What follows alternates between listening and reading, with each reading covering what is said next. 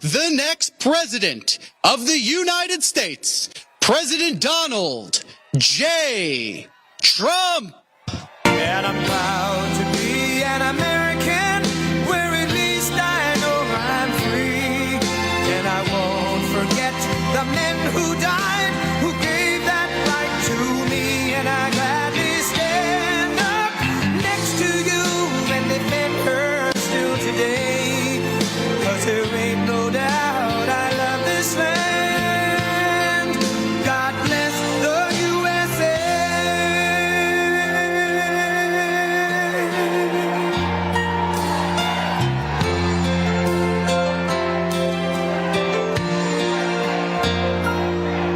From the lakes of Minnesota to the hills of Tennessee, across the plains of Texas, from sea to shining sea, from Detroit down to Houston and New York to LA, where there's pride in every American heart, and it's time we stand and say that I'm proud to be an American, where at least I know I'm free. And I won't forget the men who died, who gave that right to me. And I gladly stand up next to you and defend her still today. 'Cause there ain't no doubt I love this land. God bless the USA.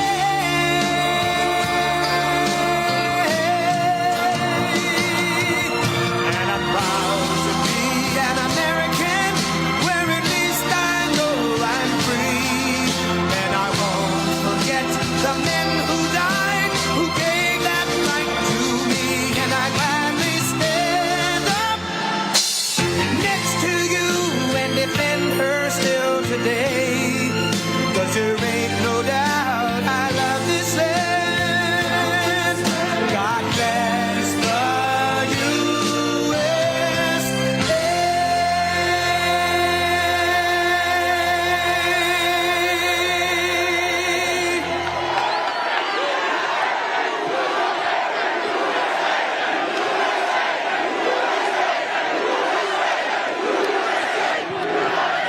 Well, hello, everybody. Thank you very much. This is some turnout.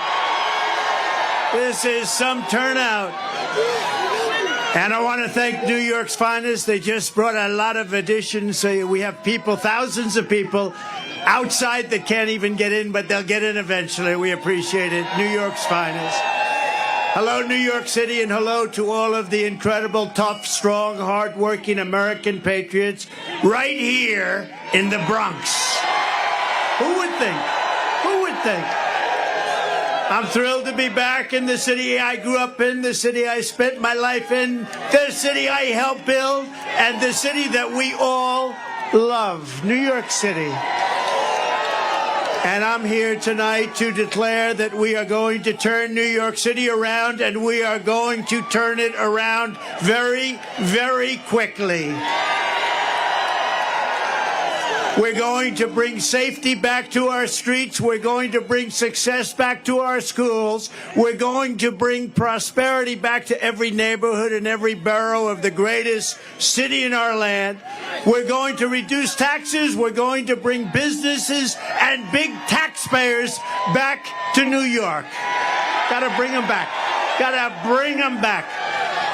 And we're going to make New York bigger, better, and more beautiful than ever before. And that includes right here in the Bronx. And it's going to be done and funded starting on January 20th, directly from our great and beautiful White House. Is that okay?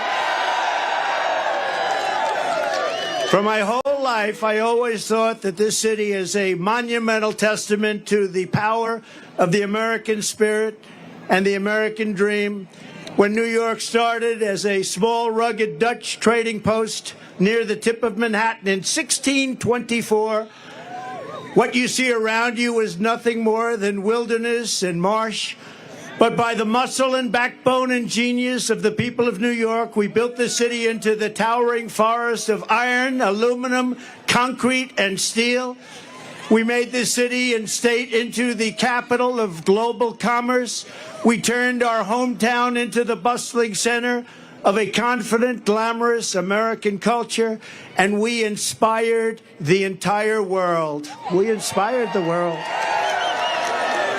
No matter where you went on this planet, everyone knew that when you said, "I'm a New Yorker," it meant you had smarts, you had grit, you had energy, and above all else, you had heart. You had heart. Big, big, beautiful heart.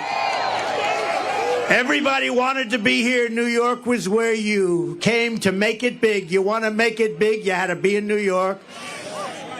But sadly, this is now a city in decline.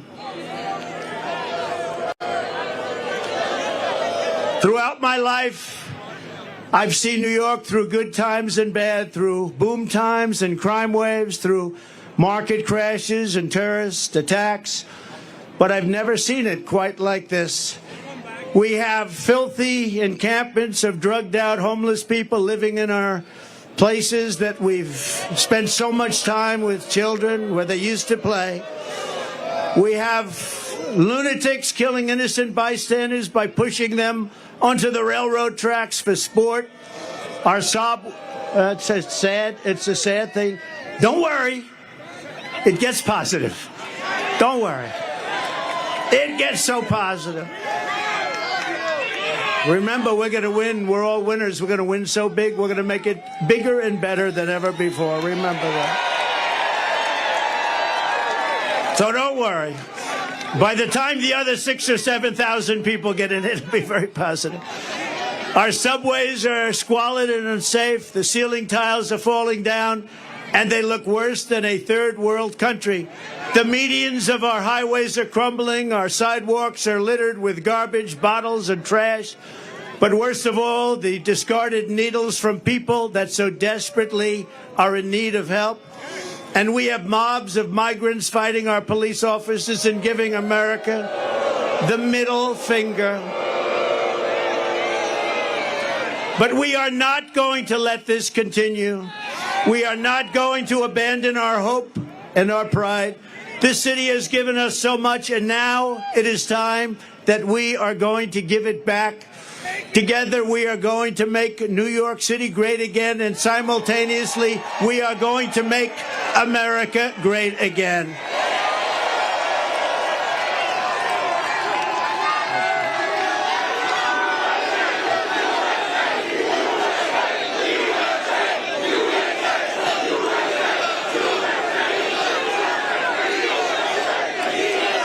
Thank you. I have come tonight to talk about solving problems. The simple fact is Joe Biden is not getting the job done for the Bronx. He's not getting the job done for New York, and he's not getting the job done for America. He is incompetent, ladies and gentlemen. He is grossly incompetent. I will get the job done as I did for 4 years, and I will get it done fast. And remember this, if a New Yorker can't save this country, no one can. No one can. Get me the snake, please. The snake.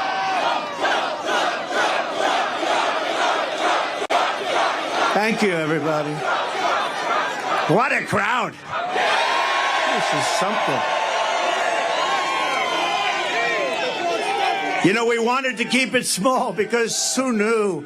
This is like a love fest. Love fest. It's a love fest. We love you. Thank you, darling.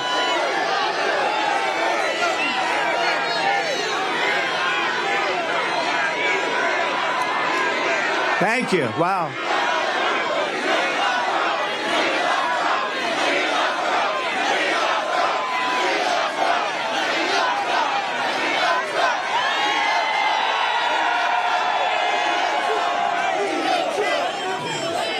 Who said we're not going to win New York? We're going to win New York so much.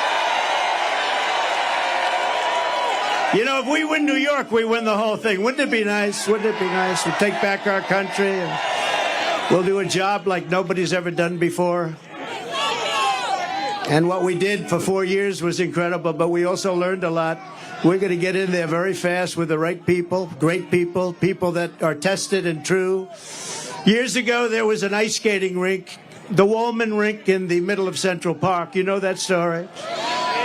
That had been under construction for more than 10 years. They couldn't get it open. It was a renovation. They couldn't get it done. Mayor Koch was at his wits' ends. They just couldn't get it finished. They couldn't get it built. They couldn't get it open. People wanted to skate before their children turned old.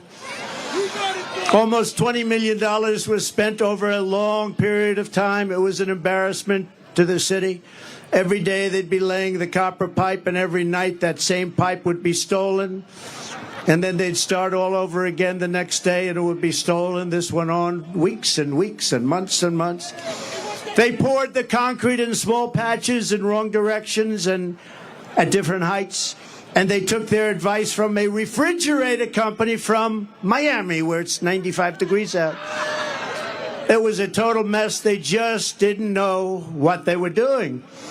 And I saw this, and I wanted my children to be able to ice skate before. They didn't care about ice skating. I looked down on the rink, and I said, what is going on? Years and years. So I volunteered, and I took over the project and did a good job. And when I took it over, I said that if it cost more than $2 million, I would pay for it, the entire amount.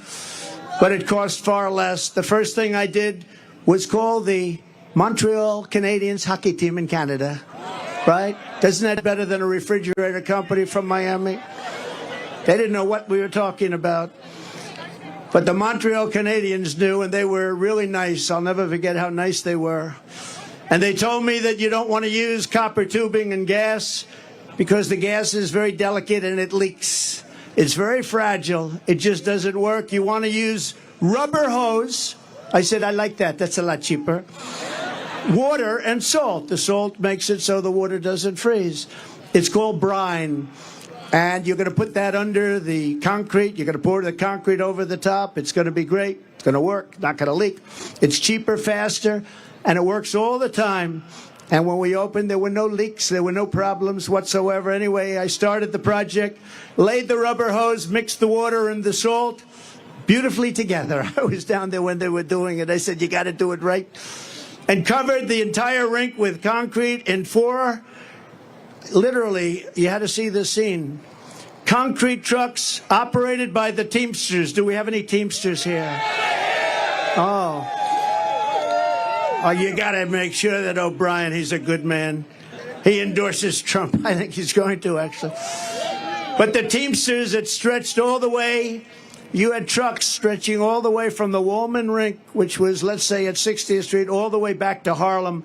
One contiguous pour. It was a day and a half of pouring concrete. One contiguous, a giant surface. As you know, the rink was completed in just 3 months for far less than the $2 million projected.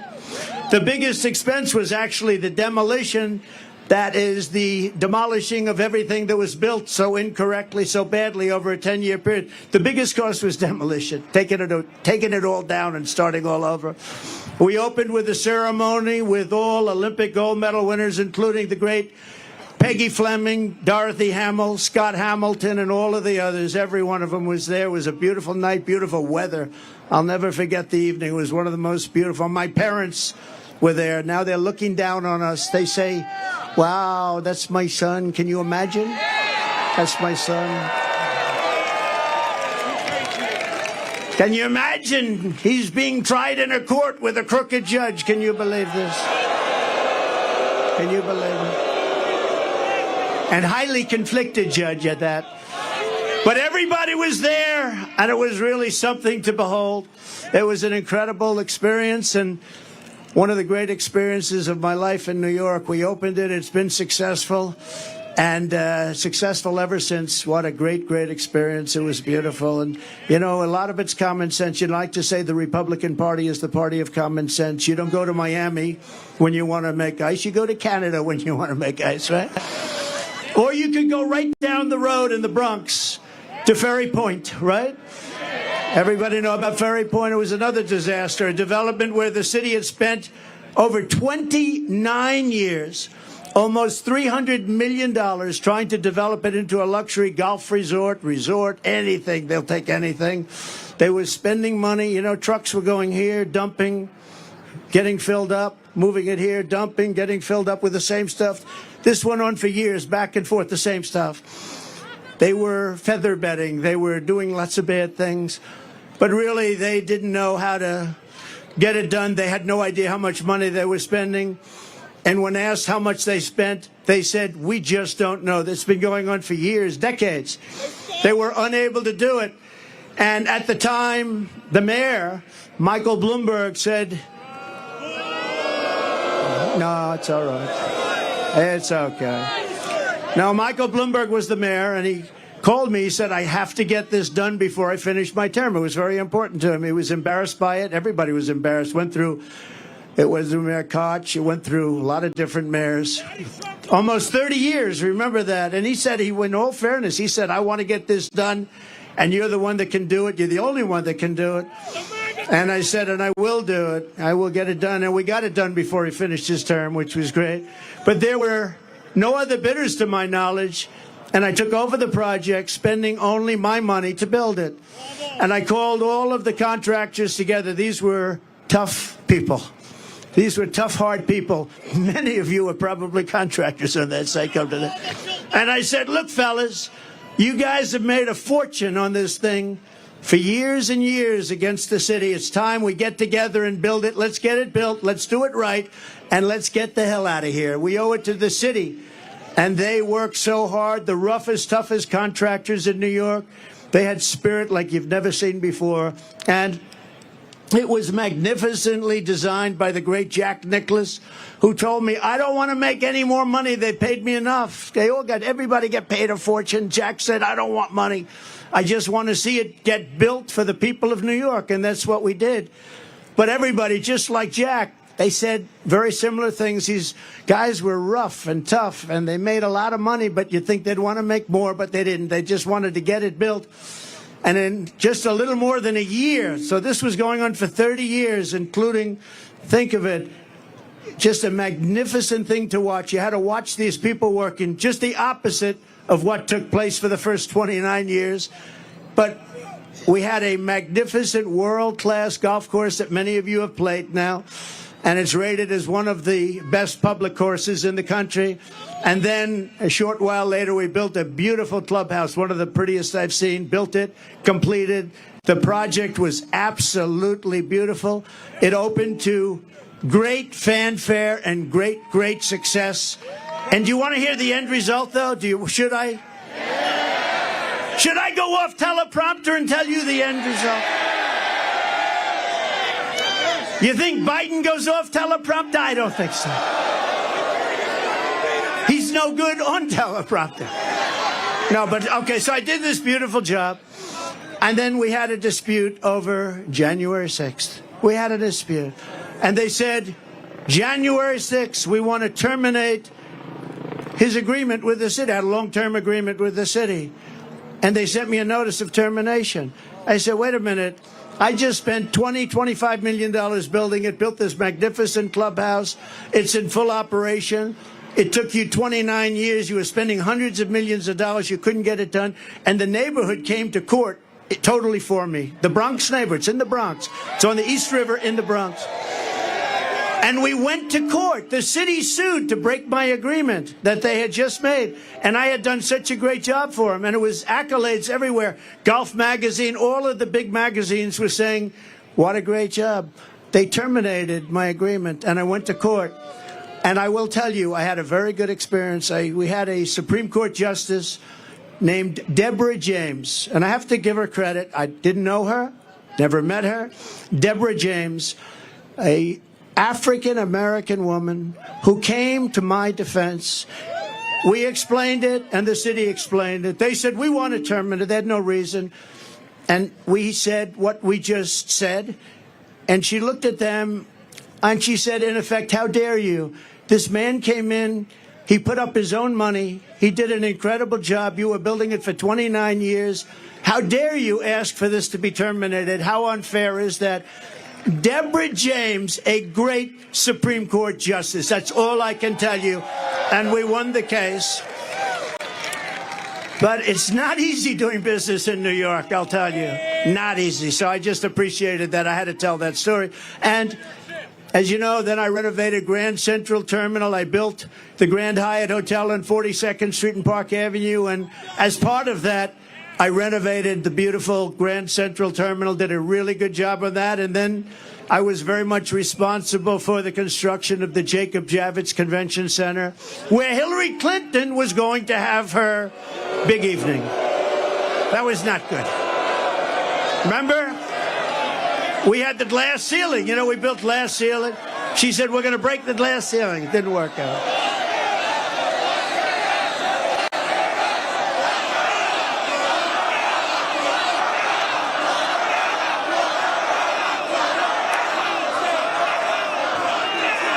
You know, I'll tell you a little secret that I don't think I've ever...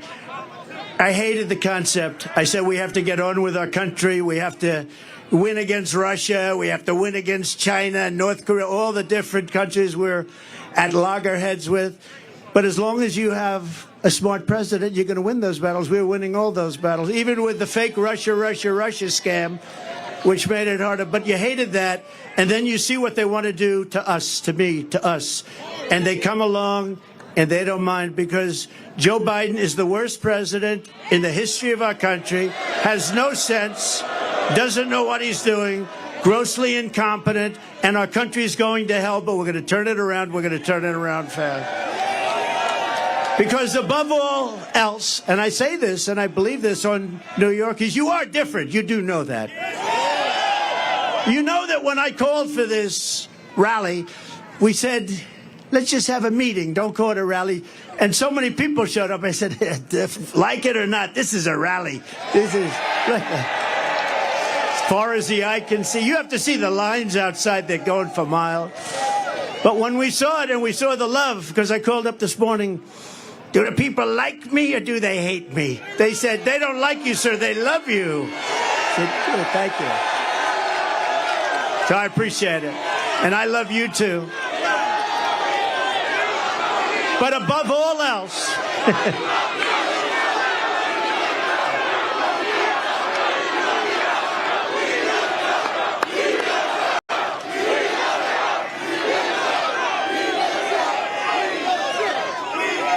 boy, look at all the cameras back there. That's amazing.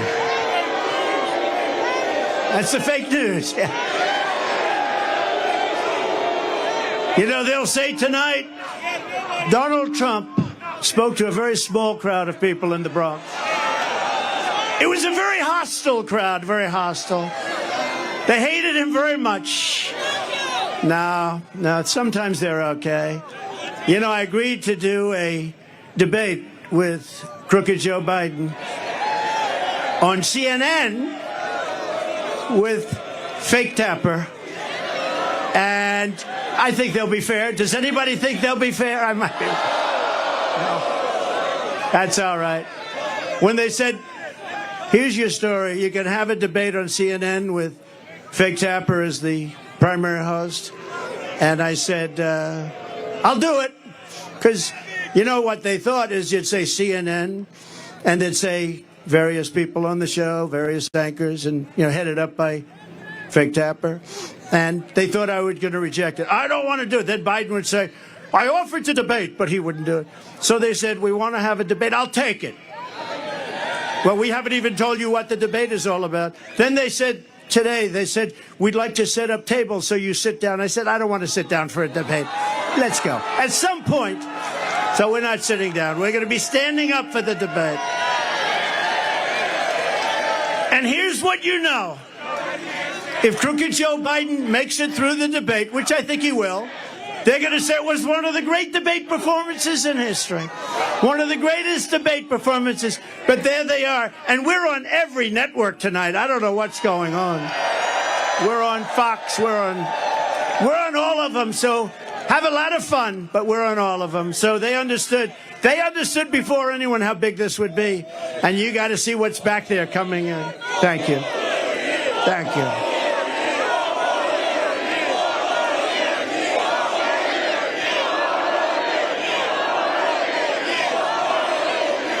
But above all, New Yorkers have something called common sense, and we do have common sense. An old-fashioned American common sense is exactly what I intend to bring back to the White House, just like we had for 4 years. You know, we had 4 of the greatest years in the history of our country. We rebuilt the military, we cut taxes, the biggest tax cut in history, the biggest regulation cut in history. We defeated ISIS. We defeated ISIS, and we did it in about 1/100th the time. They said it would take 4 to 5 years. It took me like 2 months, right? Because we have an incredible military, and we're not allowed to show. They had Afghanistan, the worst pullout, the most embarrassing day in the history of our country. It's probably the reason, a piece of it, why Russia went into Ukraine. They said, these people are incompetent, we'll go in. So Russia going into Ukraine would have never happened. None of this stuff that you see would have happened. Israel would have never happened, the attack on October 7th, and you wouldn't have had inflation. As soon as I get back into the Oval Office, I am going to pick up the phone and I'm going to call your mayor and your governor, and I'm going to say, this is President Trump, and I want to come back and help. Look, you have a Democrat governor, you have a Democrat mayor, and we are going to work with them, and we're going to get this state and this city at a level that it's never seen before, frankly. I think we can do that, too. We're going to be helping them a lot, much more than anybody would expect. It doesn't matter whether they're Democrats or Republicans, because this is about our city and our country, and it's really about the people. And in this case, the people of New York City, New York State. We're going to make you very, very happy. And Biden can't do it. He doesn't know he's alive. You know, see all the stairs here? Stair, 2 of them behind me, 1 in the middle. When he's finished with his 2.5 minute, you know, do you ever watch his speech? They last for about 1.5 minutes. When he's finished with his speech, he can never find the stairs. He can never find the stairs. And when he does, it's not a pretty picture either. Thank goodness for Secret Service. They come up and they guide them all. No, this is not what we need. When you see President Xi of China, when you see Kim Jong-un of North Korea, when you see Putin, and you see all of these people, they're at the top of their game, whether you like it or not, and they can't believe that this has happened to the United States. We have lost respect all over the world.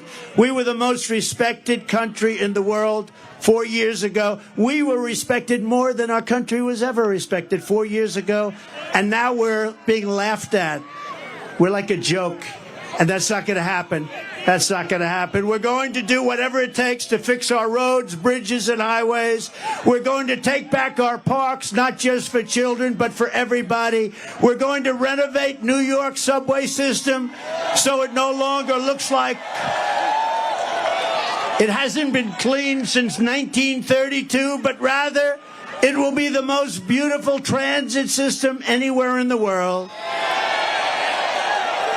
I don't know if you know it. It's by far the biggest infrastructure, subway infrastructure in the world, and we're going to make it by far the biggest, and now we're going to make it by far the best. We're going to make it beautiful again. And a lot of it is topical. You know, the expensive work people don't understand because they're not in construction. It's topical work. It's topical. It's built. The expensive, the hard, the labor, the money, the big stuff is done. We're going to make it beautiful. We're going to make it good. And most importantly, we're going to let New York's finest do its job. The transit cops do their job. We're going to make it safe. Most importantly. And importantly for the people that are before me today, we are going to make life in New York affordable again. It's gotten totally out of control. The minute crooked Joe Biden shuffles out the door, I will rapidly rebuild the greatest economy, the history of the world. Look, we had the greatest economy in history. Everybody here, where you have a small business or if you had a job, you were getting more than you ever made. And we had no inflation. We had no 1.4%, considered none, considered better than none, because frankly, none in its own way is a bad thing also. We had a perfect number, 1.4%. It doesn't matter whether you're black or brown or white or whatever the hell color you are. It doesn't matter. We are all Americans, and we're going to pull together as Americans.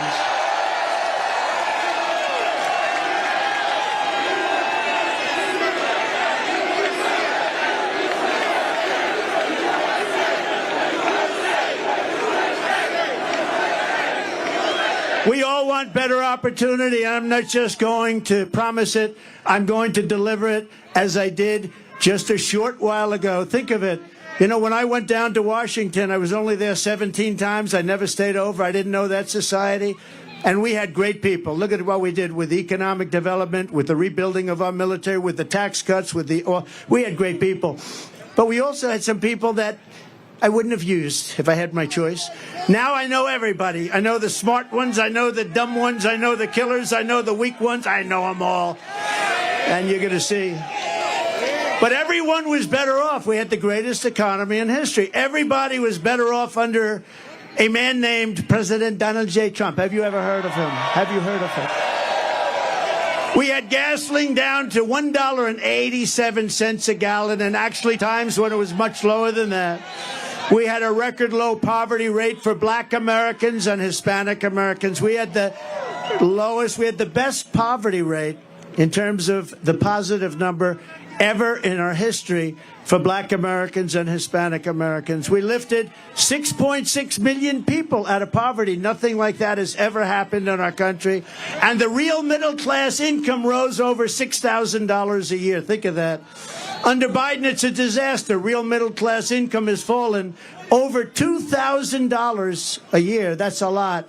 That's a difference of $8,000. Real earnings for African Americans are down 5.6%. African Americans are getting slaughtered. Hispanic Americans are getting slaughtered. And these millions and millions of people that are coming into our country, the biggest impact and the biggest negative impact is against our black population and our Hispanic population, who are losing their jobs, losing their housing, losing everything they can lose. They're the ones that are affected most by what's happening. Not only the fact that you've lost the use of your schools, your parks, and your hospitals. Joe Biden's inflation. Do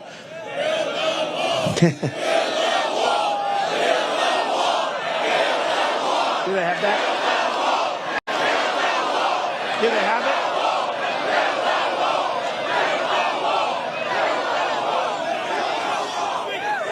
it? Speaking of the wall, so we built much more wall than we built 571 miles of wall.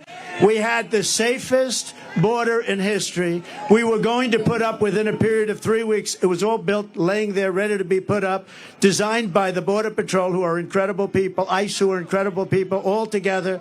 I wanted to put up concrete plank for the contractors here. They didn't want it. They had to have hardened steel. They wanted 6,000, 7,000 pound concrete. They wanted rebar in the middle. They wanted different materials, harder to cut.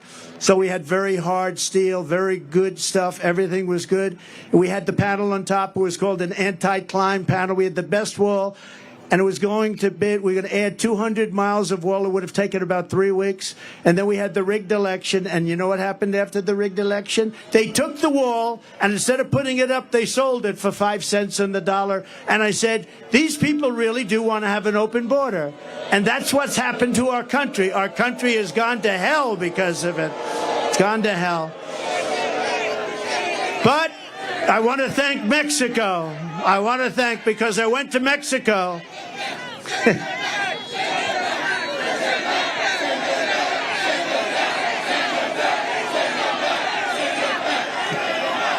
We really have no choice.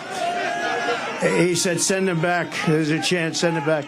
Nobody wants to send anybody back, but you have no choice. This is not sustainable by any country, right? This is not sustainable. But we had Mexico, and we went to Mexico, and I said to the president of Mexico, good man, by the way, a very good guy, happens to be a socialist, but these are minor details. I said to him, Mr. President, we need you to give us 28,000 soldiers to guard the wall. He said, well, how much would you pay for that? I said, nothing. I'm not paying anything. You're sending them in. They're coming in caravans. You have to do it. And he smiled and he laughed. He thought it was funny. He thought it was like, I was kidding. I said, no. They're coming in through Mexico. We need 28,000 soldiers, free of charge. And he said, Donald, I cannot do that. I said, here's what you do. I don't want to embarrass you, so I'm not going to negotiate with you. Send me a negotiator. Give me a top negotiator. I want to see him. And he came to the White House, a very handsome man, dressed in one of the most beautiful suits I've ever seen. In fact, I was going to ask him, who is your tailor? I'd like to buy one of those suits, but I didn't think it was appropriate to start the negotiation that way.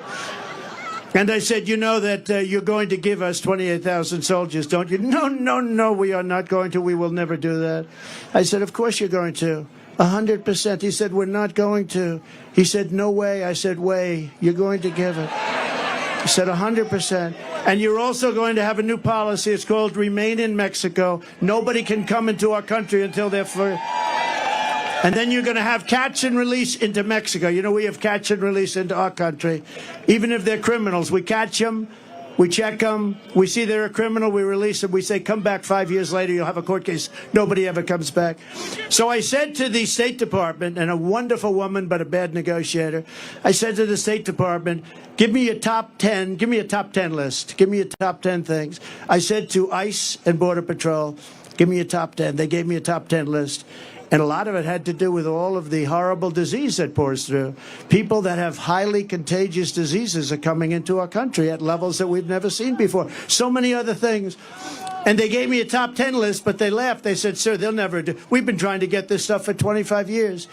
I said, if I were a betting man, I would bet you any amount of money. You'll have it very quickly. So this man comes in. I said, we want a policy, remain in Mexico, Tijuana. Hundreds of probably the fastest growing city in the world for a period of a year. That place was loaded up with people. They weren't allowed into our country. And we had already built a lot of the wall, a tremendous amount, 571 miles. Without that, we couldn't have ever done this. And he said that, we're not going to do it, sir. I said, you are going to do it. He said, we're not. I said, here's the story. I'm not going to mess around with you. I have to go. I have a very important meeting, much more important than this. I said, here's the story. You're either going to do it. It's Friday evening. Or on Monday morning at 7 o'clock in the morning, we are going to put a 25% tariff on everything that Mexico sends into our country. And then 1 month later, if you don't do it, we're going to put a 50%. Then we're going to go 75. And because I'm a nice person, we're going to stop at a 100% tariff. And and I had it literally written. I'm saying, should I sign it or not? Am I going to waste the ink or not? Because I'll sign it right now. On Monday morning at 7 o'clock, you're going to pay up to a $100 tariff. He said, sure, I'd like to make a phone call. I said, I wonder who you're going to call. Let me guess, you're going to call the president. He comes back 3 minutes later. Sir, it would be our great honor to give you 28,000 soldiers free of charge. It would be our great honor to have a policy of remain in Mexico. Anyway, we got all 10 things. It took about like 10 minutes. It was not... And now the other day, did you see? Mexico said to crooked Joe Biden, we want $20 billion a year just for the privilege of negotiating with you. We want you to pay us. Did you see that? It was a little article. You hardly... There's a slight difference, would you say? He would have never asked that. He would have never asked it. So he said they want $20 billion. 20 billion, not 20 million's a lot. They want 20 with a B, $20 billion a year, just for the privilege of negotiating with Mexico. And you would never get the things that they gave up, remain in Mexico. They gave up catch and release in Mexico. They gave up everything. They gave up everything. They did. They did give up the Constitution. Joe Biden, his inflation has cost the average New York household a staggering $24,000. Think of that. Because the costs have gone up so much. Bacon has gone... I don't eat bacon anymore. It's too expensive. It's true. It's gone up like 4 times. I said, what's with bacon? But if you look at the Biden price hikes, very much caused the runaway inflation, the likes of which I don't think we've ever seen before, anything like it. And they're costing average New York families $1,000 a month just in the inflationary costs. I call it the Biden inflation tax because it's a tax. On day one, we're going to throw out Bidenomics and going to replace it with Maganomics, like your hats, Maganomics.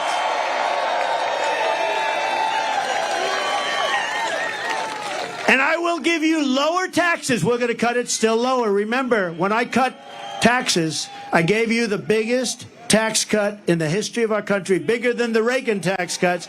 And you know what?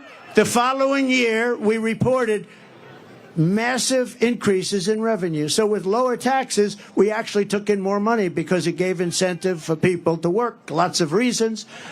But I will give you low taxes, low inflation, low interest rates, rising wages, growing incomes, and fair trade for the American worker. And we will make energy affordable again by saying, drill, baby, drill. Drill, baby, drill. Your energy costs will come down within the first year by 50%. That's not bad. That's a hell of a promise. And it will, too. We can drop that so quickly. Remember, it was his stupid energy policies that caused the inflation. Now, it's more than energy. Now everything's like on fire. The whole place is a mess. We will quickly return our nation to the path of prosperity, and we will bring our country back together through unparalleled success. Our country is going to be very successful, and people are going to come together. And I will tell you, a lot of people say, do you think you can ever get the sides together? And by the way, I have to say something. Our side is much bigger than their side. You see that? Much bigger. We're more quiet, much more quiet. But when we get going, we're much tougher, right? We're much tougher. But it is much bigger. But I saw it. We had the greatest economy in history. And I was getting calls from the other side. I call it the radical left. But left-leaning, to put it mildly, Democrats, can we get together? Because everybody had the best they've ever had. African-American jobs were the best in history. Asian American, the best in history. Hispanic, the best in history. Women, people with a diploma, people without a diploma, people that went to the great Wharton School of Finance, MIT, Harvard, they were doing better, and the people that didn't have a high school diploma were having the best. Everybody was better. There wasn't one group, not one, that went down, and it was bringing our country together. So it can happen. And when they ask, because I get that question a lot, do you think the sides can ever get together? And I went through the experience, and we can get together. And then we had COVID come in, and we had to fight that battle, and we did a great, I've been recognized as having created a great economy and great military, defeating ISIS and all the things. We rebuilt the entire military, created Space Force, all those things. We never got the credit, and we had no wars. Thank you, sir. That's very nice. Remember Hillary Clinton used to point at me, he will create wars. No. They said his personality will create wars. I said, no, my personality is going to keep us out of wars. And I was right. First president in 78 years that didn't start a war. We had no wars. None of these stupid wars. Such a shame. When you see all the people that died in these horrible wars in the Middle East and everything else, countries didn't want us, dropping bombs all over the place. Spent $9 trillion in the Middle East. We bombed the hell out of the place, then we leave. In the old days, to the victor belong the spoils. We don't do that. We bomb the hell out of everyone, then we come back home. It's so sick. It's so sick and so stupid. These people that led us are so stupid. You want to use that as a last resort. You can solve these problems with a meeting or with a telephone call. You don't have to drop billions of dollars worth of bombs on people's heads. You don't have to. It's called peace through strength. It really is. And there's no reason for it. What they did in the Middle East is so incredible. They bombed the hell out of the place, and then they left. But to the victor belong the spoils. We didn't do that. Now, in Iraq years ago, I was a civilian, but I got a lot of publicity for whatever the hell reason. And I said, don't go into Iraq, don't go into Iraq, don't go into Iraq. But if you're going to go in, keep the oil. Well, they went in, and they didn't keep the oil. And Iraq now has $350 billion in cash from the oil. And Iran, by us destroying Iraq, the military of Iraq, for years they fought each other, and they were equal sizes, equal everything. They were equal military partners. And for 1,000 years under different names, they would fight, a religious thing. They'd fight, they'd go 5 feet left, 5 feet right, 5 feet left, 5 feet right. Somebody would say they have gas, somebody would say they have nuclear, then they'd rest for a few years, and they'd fight again. But we blew the hell out of one side, Iraq. So now Iraq is a subsidiary, essentially, of Iran. Congratulations for the geniuses that got us into that mess. Because Iran essentially controls, and that was the other thing. When I was president, Iran was broke. They had no money. I said to China, if you buy, they bought a lot of oil. I said, if you buy anything, but if you buy oil from Iran, we are going to do something to you. What's that? You're not going to do any business in the United States. He said, well, that's the end of buying oil from Iran. Every country was told that. Iran was broke. They had no money for Hamas. They had no money for Hezbollah. They had no money for anything. Then Biden comes in and he takes all of the sanctions off. And they go out, and now Iran has $223 billion. Congratulations. And we're the only ones for 5 hostages. We just paid $6 billion. And for electricity for Iraq, we just paid $10 billion. And think of it, Iraq has billions of dollars that we're paying for their electricity. So we were in a position, there was no terror, there was no threat, there was no nothing. And now Iran has become a big threat again.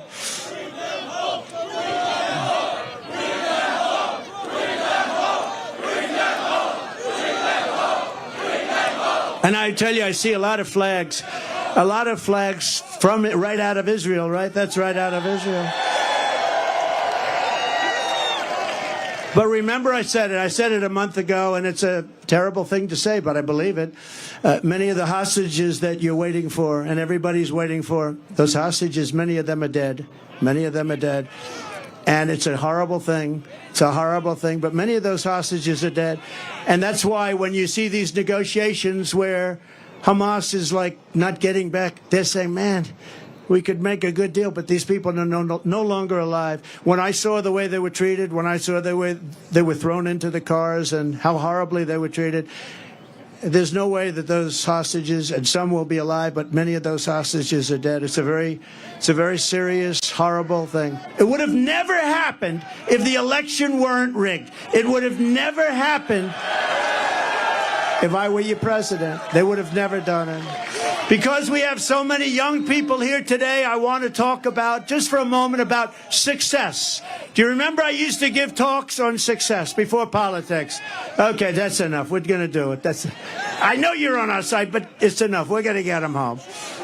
It's a rough situation. But remember, we used to give talks on success for the learning annex and for others. And I used to do that before politics, and maybe it's one of the reasons I went in. But because, well, bringing our city back, it starts with getting the right leadership. It also involves men and women just like you. But I talk a lot about success, and I get paid money to talk about success. I would have done it for nothing. But then because of politics, and if you take a look, because of politics, I stopped doing that. But I think we're in the Bronx. We have young people that aspire to success. And I just wanted to know, I'm so tired of politics. Can we devote 6 minutes to success? Okay. So, for all of you young people, I think it's, look, I've been through tremendous, I've had great success. I've had it in entertainment, I've had it in business, I've had it in politics. I ran for office. What office did you run for? President? How'd you do? I won. Actually, I won twice. We did much better the second time, so. We got millions more votes the second time. But it doesn't compare to this time. There is so much more. We had tremendous enthusiasm when I don't call her Crooked Hillary anymore. I call her Beautiful Hillary because I took crooked and used it for Joe. I don't like using it for two people. But we had tremendous enthusiasm in 2016. We had unbelievable more enthusiasm in 2020 because we did such a good job. In fact, one of the big problems in 2016 was the wall. It was the border. I fixed it so good that I couldn't talk about it in 2020. I kept saying to my people, I want to talk about the wall. I want to talk about the great job I did on immigration. I stopped people from coming in.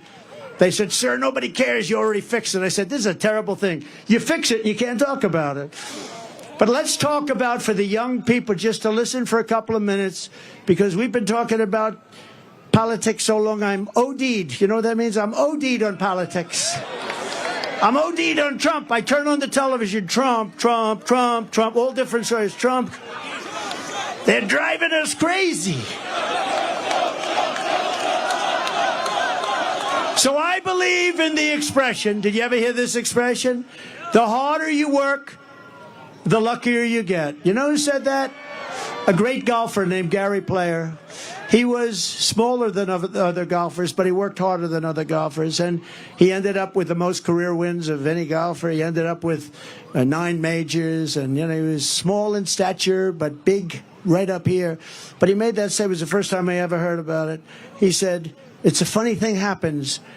The harder I work, the luckier I get. That was an athlete saying that. Amazing, right? It's the first time I heard it. Probably been said by others, but it's true. I can tell you, if you didn't work really hard, there is very little chance that I would be standing here right now. Another part of success is something I learned from my father. I had a wonderful father, wonderful parents. I'm lucky. You got to be lucky. Got to get great parents. If you're going to spend your life working really hard, you have to love it. You have to pick something that you really enjoy. Sometimes your parents will say, don't do that. But you got to a little bit, in that case, you got to follow your own way. You got to love it. Ideally, you're going to love something where there's a potential, because there are some things you love, but it's not going to do you so good. So ideally, fall in love with something that's good. Some people go into a business where it's a very hard business. If you can go into a business, that's an easier business, and do well. But I see it all the time. Somebody has every ingredient for success, smart, brilliant, everything's good. But they're in a business where you hit your head on the wall. It's a very tough business. Try finding something where it's a great business with a great future, and there are plenty of them out there. My father taught me about construction, but what I really learned from him was that he worked 7 days a week because he really loved to do it. I mean, he would work on Sunday, he'd go to church in the morning, and then he'd go and work. And I know some people that don't believe in working on Sunday. You couldn't keep him away from work. But he loved working, and he was happy. He was married for a long time. That's one thing I'm not going to top him on. He was married. He was married for a long time, decades and decades. I said, Pop, I'm not going to beat you on that one. Never going to beat you. But because his work made him happy, but he was happy when he worked, and he was successful, and he knew what he was doing. He'd build a house on one side of the street. Somebody else would build a house on the other side of the street. And he'd build his house faster, better, cheaper, and he'd sell it for less money. The other guy would build the house for more money, take him longer, couldn't sell it. My father would go buy the house for less money than it cost him to build the first one, and he'd sell it. And you know, in the old days, a long time ago, his brother was a professor at MIT. My father worked. He was a little younger than my father. My father put him to school. He went to MIT, a very brilliant guy, Professor John Trump, the longest-serving professor in the history of MIT, 41 years, I believe, Dr. John Trump. My father used to tell me I used to go crazy. Your uncle was always getting degrees. I had to keep building for your uncle to get him through college. He was always up there getting degrees. But he was at MIT for 41 years, a brilliant guy. He used to talk to me about nuclear because he was a nuclear genius, along with a genius about everything else. And he used to say that someday there'll be a time when a small package carried by hand can blow up an entire city. And I said, no way, Uncle John, that's never going to happen, Uncle John. Guess what? He was right a long time ago that he said it. But my father would price a house. And I'd say, how did you price in those days, Dad? He said, pricing was everything. He said, I'd sell a house for $3,999.99. And that 1 penny made the difference between selling it and not. 1 penny. If I made it $4,000, I wouldn't sell. But psychologically, $3,999.99. And he sold houses. And guys wouldn't sell them. But he used to tell me that 1 penny, sounds crazy, but it wasn't crazy. Psychologically, people thought they were buying it for $3,000, not $4,000. It's sort of like getting an 89 on a test in school, or a 90. A 90's an A, and an 89, 1 point, is a B+. Another lesson: when times are tough, sometimes that's when you perform the best. You have to learn that about yourself. You have to learn it about yourself. Are you okay? Are you guys okay? Oh, Okay, take your time. Yeah. Take your time. Doctor, any doctor, please? Doctor in the house. Thank you. Are you okay? You take your time, darling. Yeah.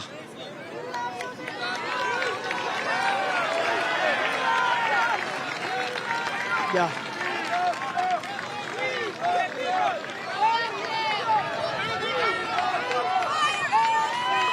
Take your time.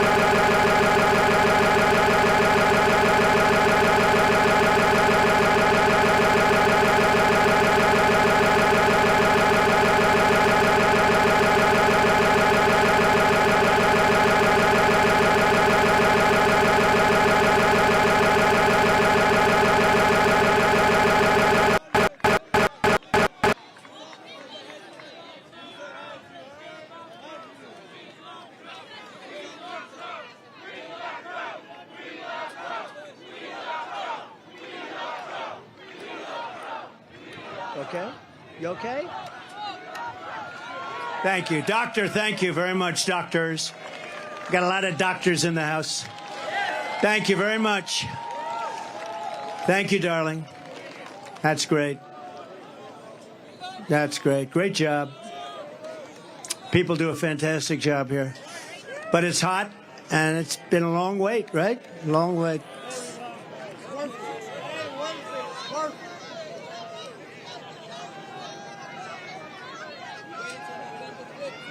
Thank you very much, Doctor. Appreciate it.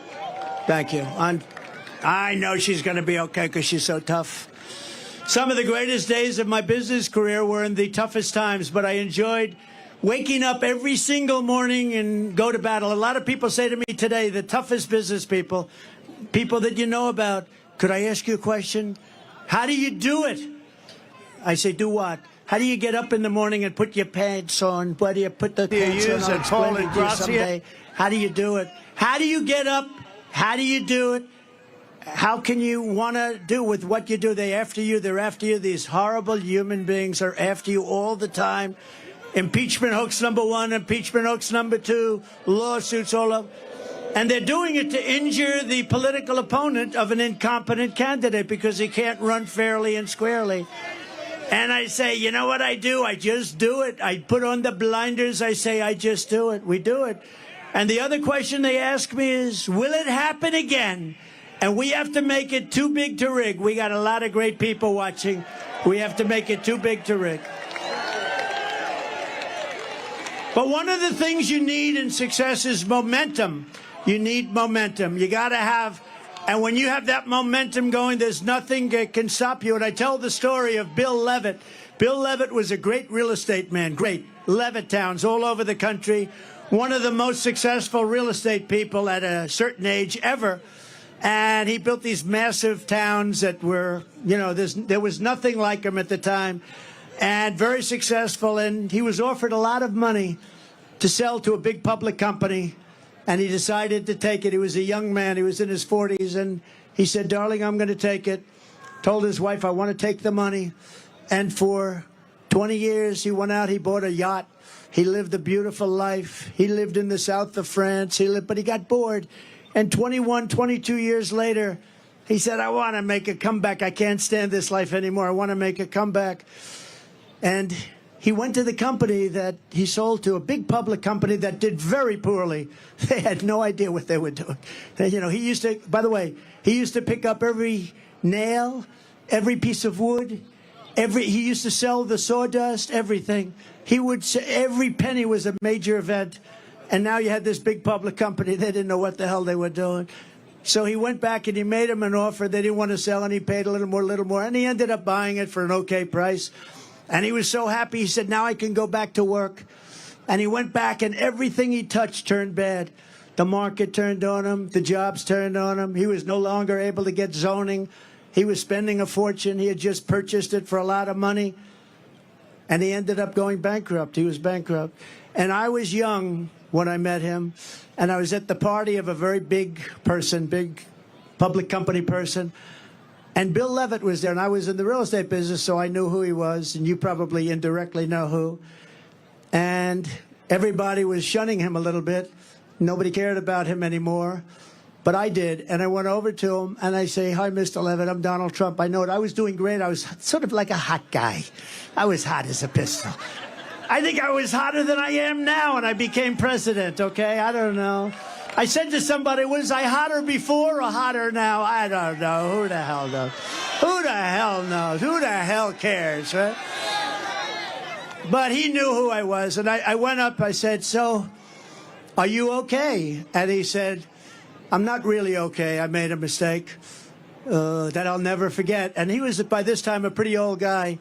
And he was sitting in the corner of this magnificent Fifth Avenue apartment where there were 25 very successful people. But I wanted to talk to him. I wanted to find out what happened, because he lost everything. Everybody knew it. It's very public.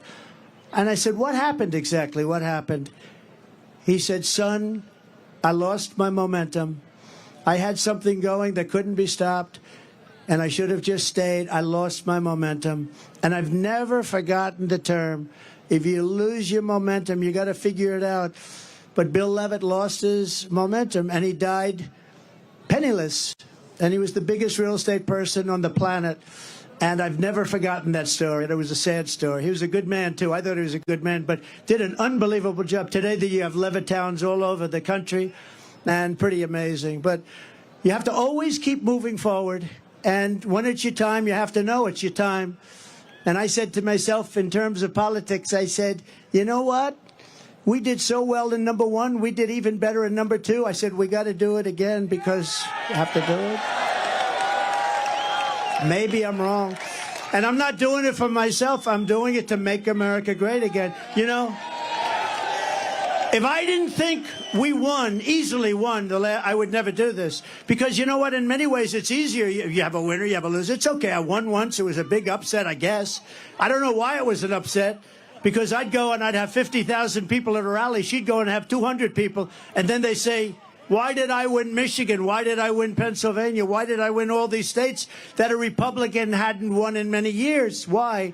And by the way, we're up in Pennsylvania. We're up in Michigan. We're up in New Hampshire today. We're up in Florida at numbers that you wouldn't even believe.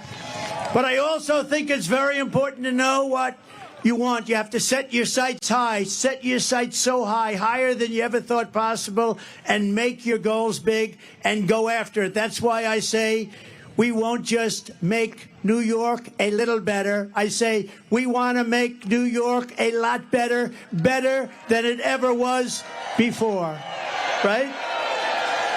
And finally, you have to take pride in your accomplishments. Do not take for granted what you've achieved. Forget it. It's over. It's good for your confidence, but it's over. Go forward. Think to the future, not to the past, but learn from the past. You know, wherever I go, I know that if I could build a skyscraper in Manhattan, I could do anything. It's very tough. Building a 68-story building on Fifth Avenue is hard. With all you have to deal with, I mean, you have unions, you have legal entanglements, property rights, zoning. You're dealing with the smartest and toughest contractors in the world. These are killers. Many of you are here today. Thank you very much. But by comparison, talking to world leaders, I believe, is easier. And I've done them both. Talking to a world leader, if you're smart, You know, you have the United States behind you. Now, the country's not the same, but it'll be better and stronger and bigger in a very short period of time. You know, we have so many different things we could discuss having to do with the Republican Party. But the biggest thing, I think, and I really mean this, and it's happening more and more, and I see it all the time, because really you have to be the party of common sense as opposed to the Democrat Party. It's a party of failure, extremism, and gross incompetence, and that's what it is. And they're going to destroy our country. But our country has faced down much harder challenges before and come back stronger than ever. That's why I so firmly believe that we can quickly make America a great and glorious nation again. When I take office, we are going to restore public safety and the rule of law in New York City. That starts with stopping the pouring into our country of millions and millions of illegal immigrants, which are causing a new category of violence called migrant crime. We have a migrant crime happening now. You add that to the crime already. A terrible statistic. Venezuela was a very crime-ridden country. They just announced a month ago 67, but now they just announced 72% reduction in crime in Venezuela. In Caracas, they took their gang members, they took their drug dealers, they are emptying out their prisons, they're taking everybody that's a problem and they're dumping them into the United States of America. We're like a dumping ground. But many countries are doing that. I would say eventually all countries would be doing that. If I headed up Honduras, if I headed up any one of the countries that are neighboring or not neighboring, and we're not talking about just South America countries. We're talking about countries from Africa. The other day, 22, think of it, 22 people from the Congo. Where do you live? We came from jail. What did you do in jail? We don't want to tell you. They're now living happily. They come from Africa. They come from Asia. They come from all over the world. They come from the Middle East. Yemen. We're bombing Yemen. Here we go with the bombs again. We're bombing Yemen. And people are coming in from Yemen. Large numbers of people are coming in from China. And if you look at these people, did you see them? They are physically fit. They're 19 to 25. Almost everyone is a male. And they look like fighting age. I think they're building an army. They had 29,000 people over the last. I think they're building. They want to get us from within. I think they're building an army. This is not, you know, it's interesting. Did you see them? They all have tents. They all have gas-fired stoves. I mean, this is not like an illegal immigrant. This is, they're building something. They have something in mind. We're going to end all of that stuff. They respected your president. They respected our country. And we're not going to let people, we are not going to let these people come in and take our city away from us and take our country away from us. It's not going to happen.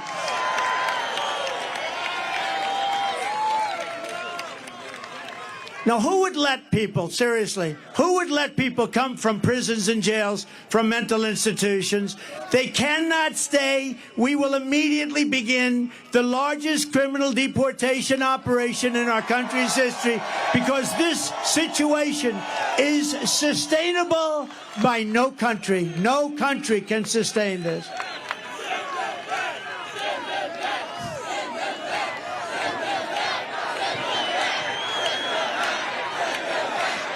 As we speak, there are hundreds of thousands of Biden migrants invading our city and our country. We no longer have border states like Texas and Arizona. All states, including New York, are your border state. The people are pouring through Texas. They're pouring through Arizona. They're pouring through every state. Every state is now a border state. Every state is now, we're talking about, in my opinion, 16 to 17 million people. And these are not necessarily people that are going to help us as a country. We want to be nice. We want to be respectful. They're coming from so many places we don't have any idea. In many cases, we don't even know what the language. You know, you have languages that people don't even know about. We have languages where there's nobody in our country that speaks these languages. They're coming from places we have no idea what's happening with our country. The flood of migrants is putting crippling burdens on our communities, your schools, hospitals, parks, and public resources. Frankly, we're lucky to get this big park. I don't know how the hell we did it. It must be New York's finest. I don't know how we did it. They call it the Biden migrant invasion, and it's wrong. It's immoral. And the vast majority of New Yorkers agree with me that this is unacceptable. It's unacceptable. We must stop it. We must stop it immediately. And you know, for the people coming up, it's also unacceptable. They come up in what's called caravans. The women are treated horribly. They're being raped at levels that nobody's ever seen before. Nobody wants to talk about it. The fake news will report that, oh, it's so terrible what he said. But it's fact. It's fact. The people are being treated. They're coming up in 100 degrees, and then it's freezing. They're coming through snake-infested areas. It's a hell of a journey, and so many people are dying coming up. If we told them, please do not come up, you're not going to come in, like I was telling them for a long period of time, they wouldn't come. They're being offered, look at California Governor Newsom. Governor Newsom. He offers education. He offers medical care. He offers pensions. He offers everything. He'll even give them an electric car because they're all over the place. How about the electric mandate? You like the all-electric mandate? Not too much, huh? Does anybody like a car that doesn't go very far? Costs a lot. In Brooklyn, American students at James Madison High School were recently told they had to stay at home from school so their classrooms could be turned into housing for thousands of, right? Thousands of migrants. Very simply, Joe Biden puts illegal aliens first. I put America first. I put America first.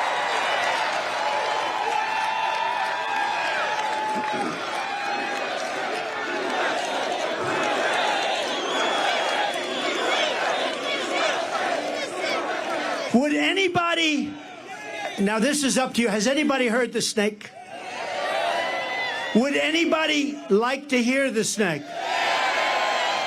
Because we can stay here all night, I don't care. Would you like to hear the snake? So it's a metaphor, it's an old song, and it was redone. It didn't have anything to do with snakes or people or illegal immigration, but this has to do with illegal immigration. And I think it's very accurate, actually, and it's very sad. But I'll go and we'll do it, and some of you have heard it, and many of you haven't.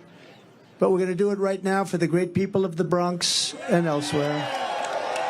We love the Bronx. We love the Bronx.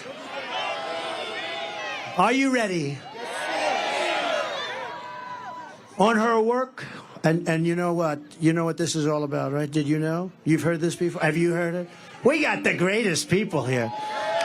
On her way to work one morning, down the path along the lake, a tender-hearted woman saw a poor half-frozen snake. His pretty colored skin had been all frosted with the dew. Poor thing, he said, I'll take you in, and I'll take care of you. Take me in, O tender woman, take me in for heaven's sake. Take me in, O tender woman, sighed the vicious snake.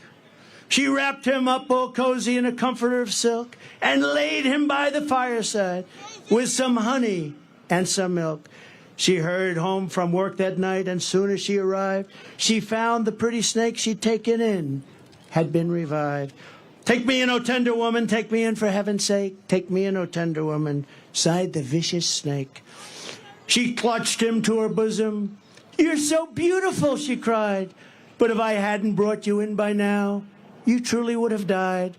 She stroked his pretty skin again and kissed and held him tight. But instead of saying thank you, ma'am, the snake gave her a vicious bite. Take me in, O tender woman, take me in for heaven's sake. Take me in, O tender woman, sighed the vicious snake. I saved you, cried the woman, and you've bitten me, but why? You know your bite is poisonous, and now I'm going to die. Shut up, silly woman, said the reptile with a grin. You knew damn well I was a snake before you took me in. Right? So when we allow people from prisons, when we allow people from insane asylums and mental institutions, which are being emptied out all over the world. You know, their prison populations are going way down. You know why? Because they're being dumped into the United States. When we are allowing terrorists at numbers that we've never seen before, remember the snake. Remember the snake. Because you're going to get bitten like you never got bitten before, and you need a new president, and you have to get rid of this person who is not a smart person, not a respected person, and doesn't have a clue what the hell is happening. So, that's the snake. Did you enjoy the snake?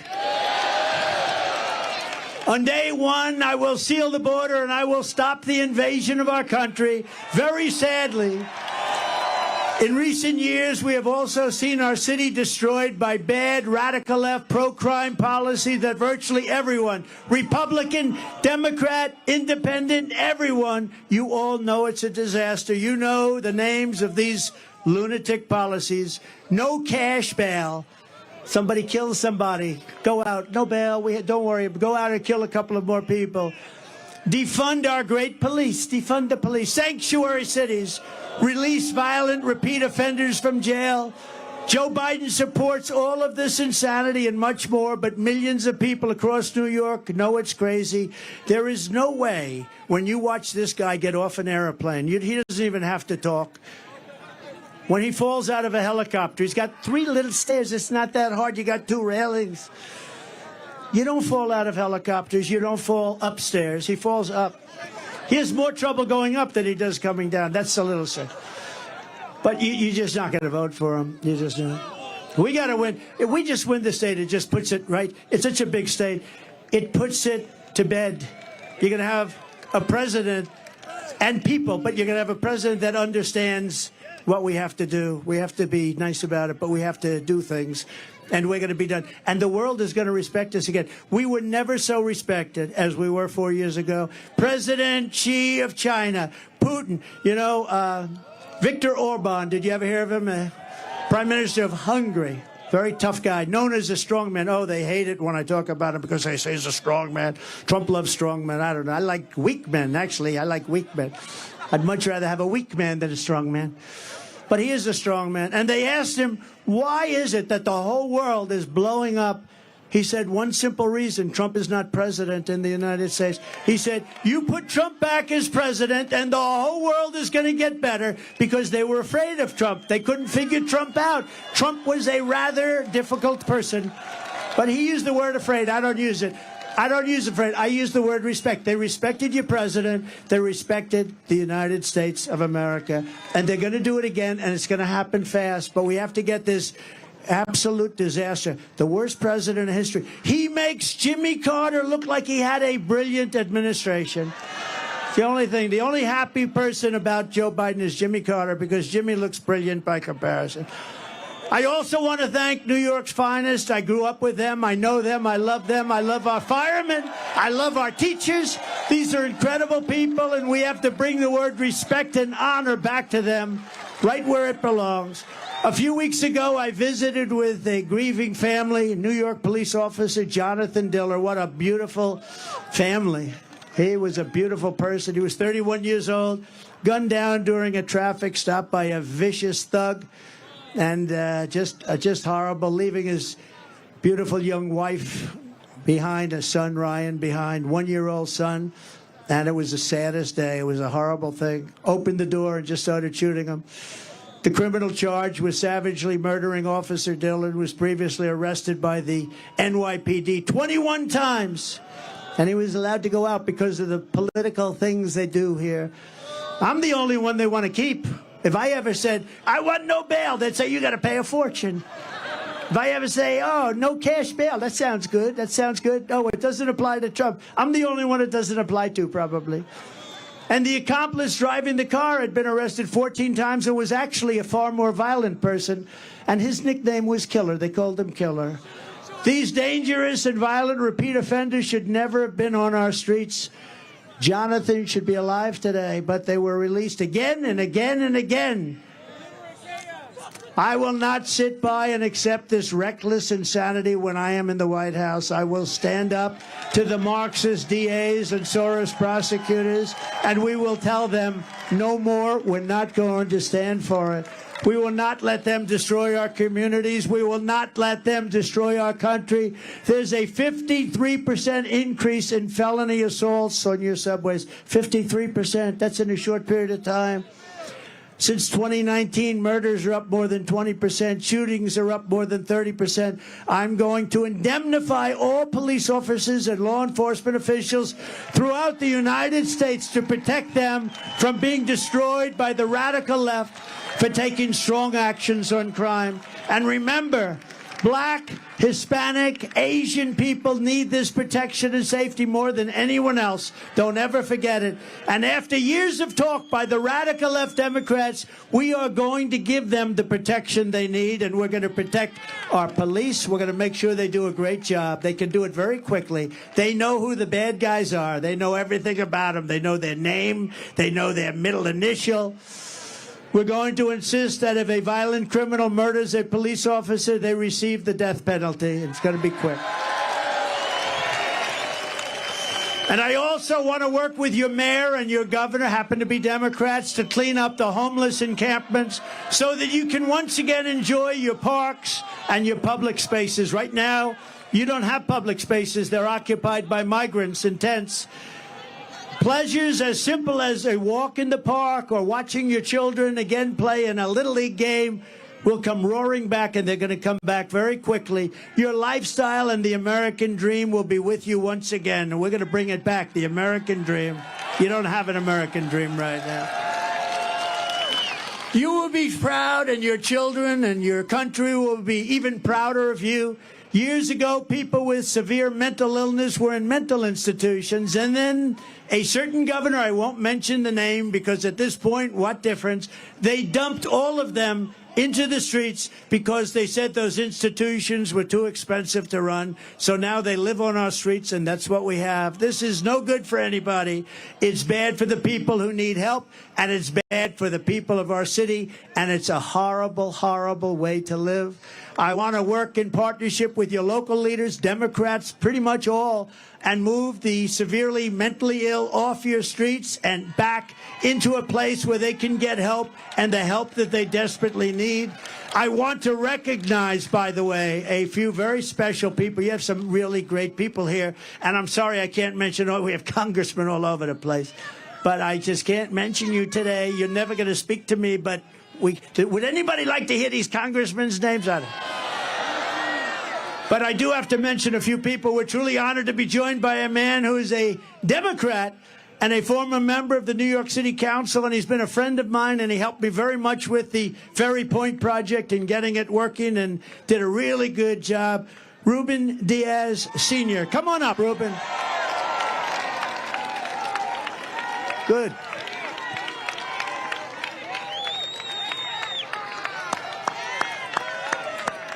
Good. Beautiful. Please. Thank you. Mr. President, I am a Puerto Rican, a black Puerto Rican. I used to be a state senator for 15 years. And I used to be city council member. Today I'm here for various reasons. But I want to tell you first that as a Puerto Rican, as a Hispanic, I want to apologize to you for the conduct of George Juan Merchant. As a Hispanic, I want to apologize. Thank you.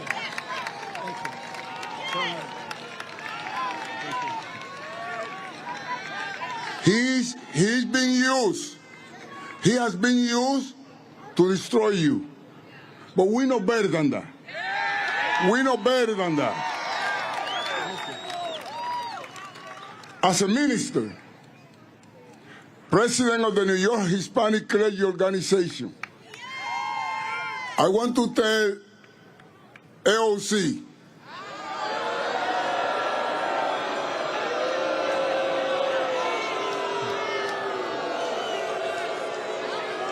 This morning, she intended to become a prophet. And she said, even God doesn't want Trump in the Bronx because it's going to rain. Madam Prophet AOC, you have become a false prophet.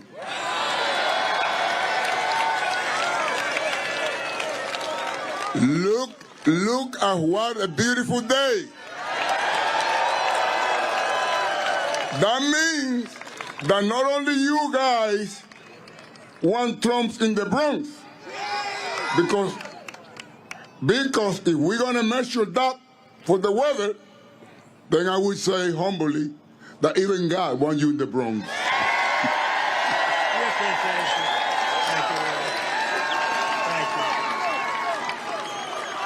And I want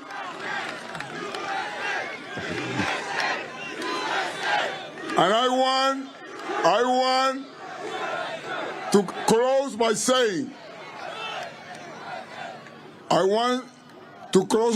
Mr. President, I want to join you in having the Bronx great again.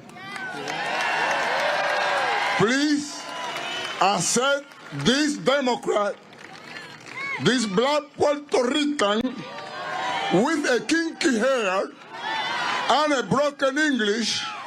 Please accept my endorsement for you as a president. Thank you very much.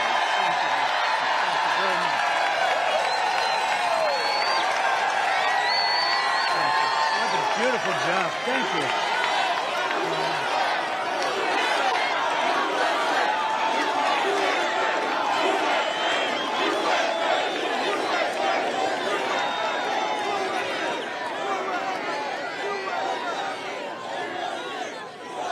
Thank you very much. How nice was that? I didn't expect that.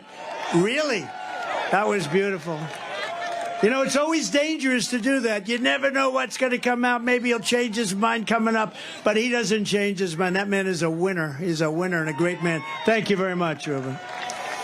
Also with us is New York native and current U.S. Congressman. He's hot as a pistol. Oh, boy, he has a future. And he's a great friend of mine, Byron Donalds. Come up, please, Byron.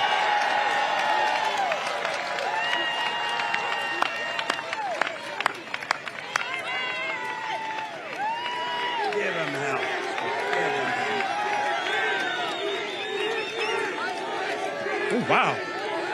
Mr. President, there's more of them here now than when I was up about an hour and a half ago. If there's one thing we know, is that this man was one of the best presidents this country has ever had.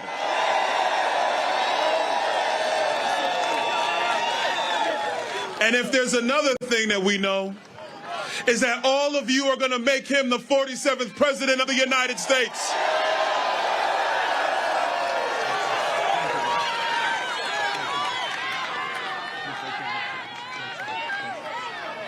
Thank you, Byron. Great. What a good future.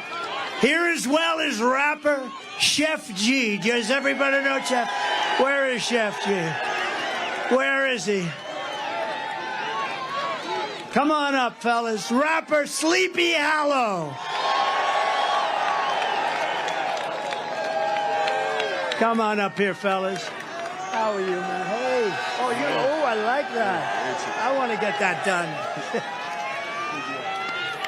President Trump. Oh, man. One thing I want to say. One thing I want to say. They always gonna whisper your accomplishments and shout your failures. Trump gonna shout the wins for all of us.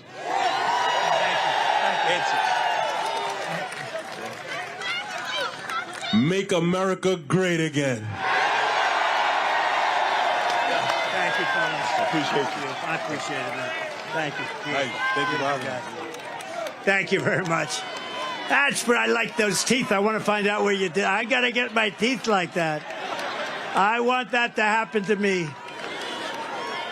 As somebody with a fantastic future in the Republican Party and beyond, Gavin Wax, thank you. Young Republicans, Gavin, wherever you are. Thank you, Gavin. Adam Solis of New York, Young Republicans, who's been fantastic. Thank you. Thank you very much. Thank you. Good job you're doing. Madeline Brame of Blexit. Thank you, Madeline. Thank you very much. Somebody that's a real star in politics and has done an incredible job and so popular in Nassau County, the county executive, Nassau County, Bruce Blakeman. Come up, Bruce, for a second. Come up, Bruce. Where is Bruce? We got to get Bruce. Where is he? That's a long way to come up to hell with Bruce, right? Come on up, Bruce. Come on.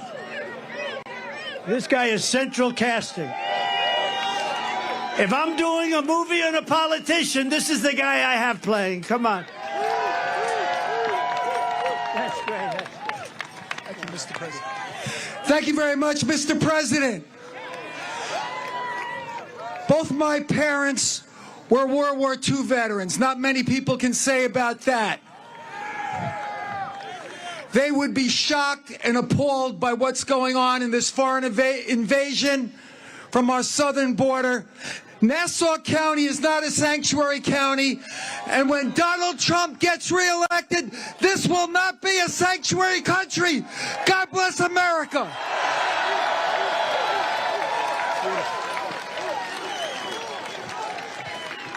Good man, good man.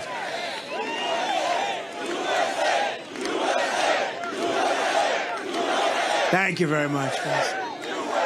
National Committeeman and Chairman Joe Cairo. Joe, thank you. Thank you. Thank you, Joe. And Andrew, thank you very much for being here. Star of the future. I heard you made a good speech.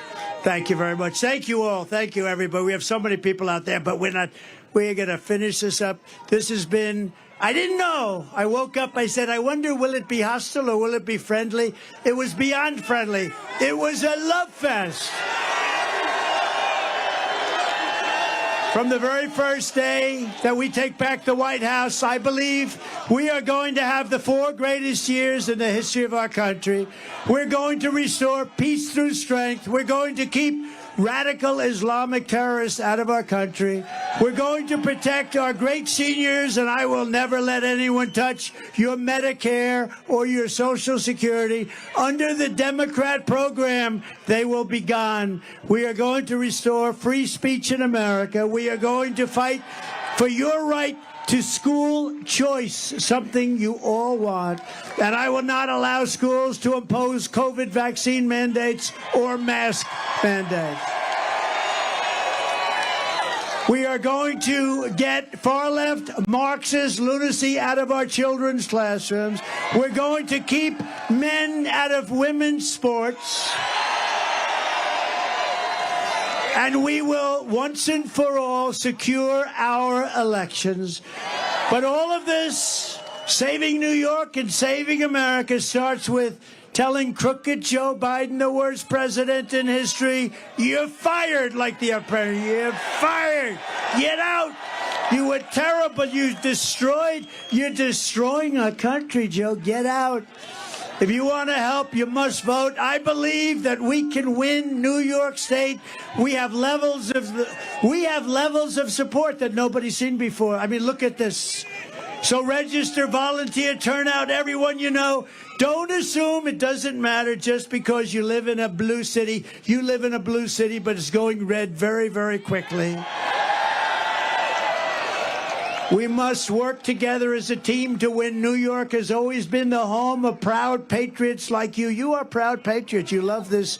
You love this city. You love this state, and you love our country. New York was the city loved by Teddy Roosevelt, Norman Rockwell, the great Flo Ziegfeld, General Douglas MacArthur, George Gershwin, Frank Sinatra, and in baseball alone, Babe Ruth, Lou Gehrig, Joe DiMaggio, Jackie Robinson, and many, many others. It's a city where workers and skilled craftsmen strode across steel beams 80 stories high to build the great Empire State Building and the Chrysler Building and all of the others. It's the city that lit up the shining lights of Broadway, that turned Times Square from a seedy, dirty, long-forgotten area into one of the greatest crossroads of light and glamour anywhere in the world. It's the city that produced generations of everyday American heroes who willingly spilled their blood and gave everything they had to make America into the greatest nation in the history of the world. Above all, this is the place that every one of us here today has been proud to call our home, our town, our city. And we are the ones who are going to make our city great again. It was hard-working patriots like you who built this city, and it is hard-working patriots, and this is something you can say it, and you can say it 1,000,000 times, and you can emblazon it. It's hard-working patriots like you who are going to save our country. You are going to save our country. We're going to get out and vote like never before. We're going to make it too big to rig. Our vote is going to be too big to rig. It's the one thing they can't guard against. Working together, there is nothing we cannot do and no height we cannot achieve. Together we will make America powerful again. We will make America wealthy again. We will make America strong again. We will make America proud again. We will make America safe again. We will make America great again. Thank you, Bronx. Thank you, New York. We love you. Thank you. God bless everybody. God bless you. God bless you.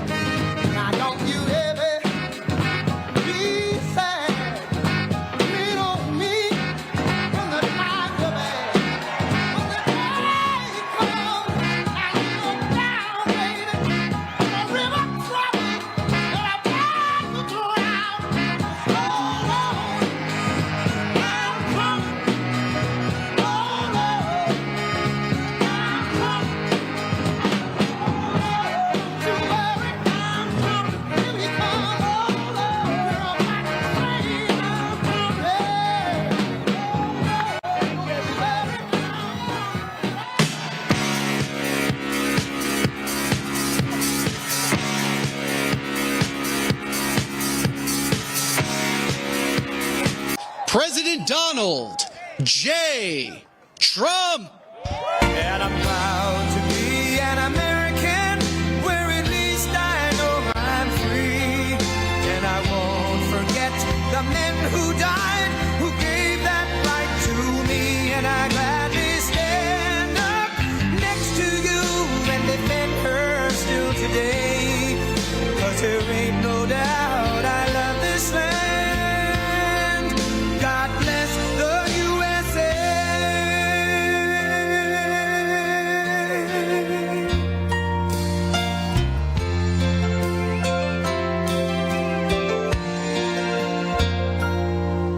From the lakes of Minnesota to the hills of Tennessee, across the plains of Texas, from sea to shining sea, from Detroit down to Houston and New York to LA, where there's pride in every American heart, and it's time we stand and say that I'm proud to be an American, where at least I know I'm free, and I won't forget the men who died, who gave that right to me, and I gladly stand up next to you and defend her still today, 'cause there ain't no doubt I love this land. God bless the USA.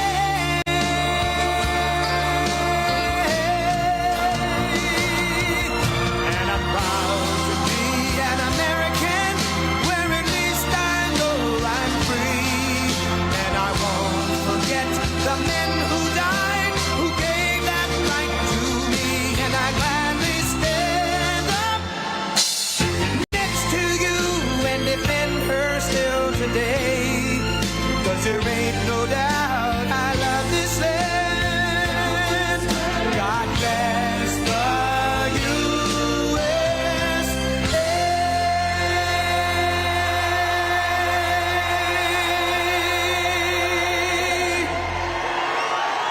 Wow.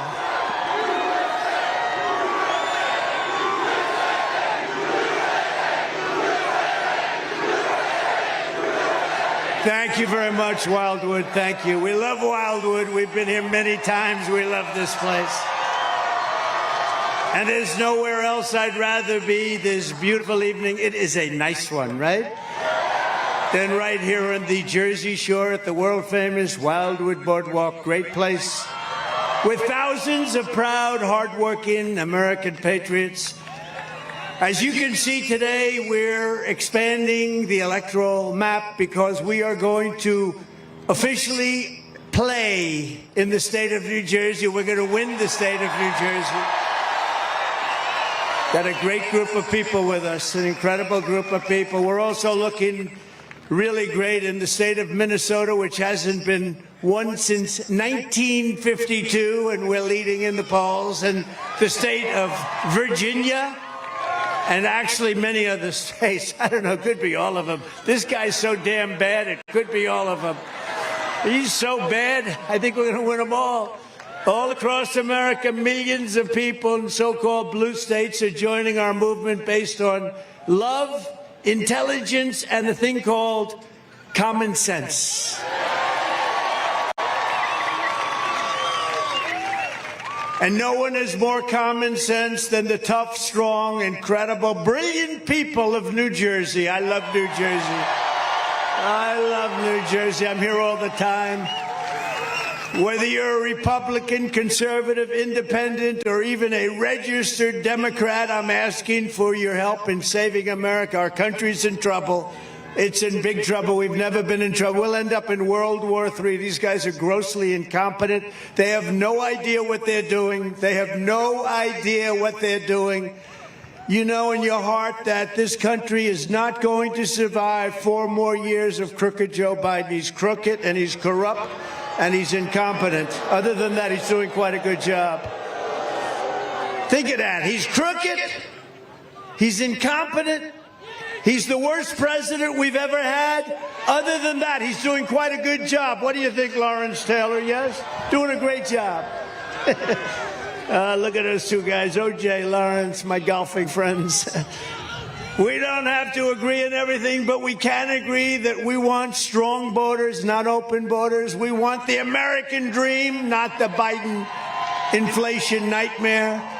We want safe communities, not defund the police and abolish cash bail. How about cash bail? Of course, with me, they probably want bail. Let's get Trump to put. I'll be the only one in the country to put up bail. And instead of Joe Biden's weakness and chaos, we want peace through strength like we had it just 4 years ago.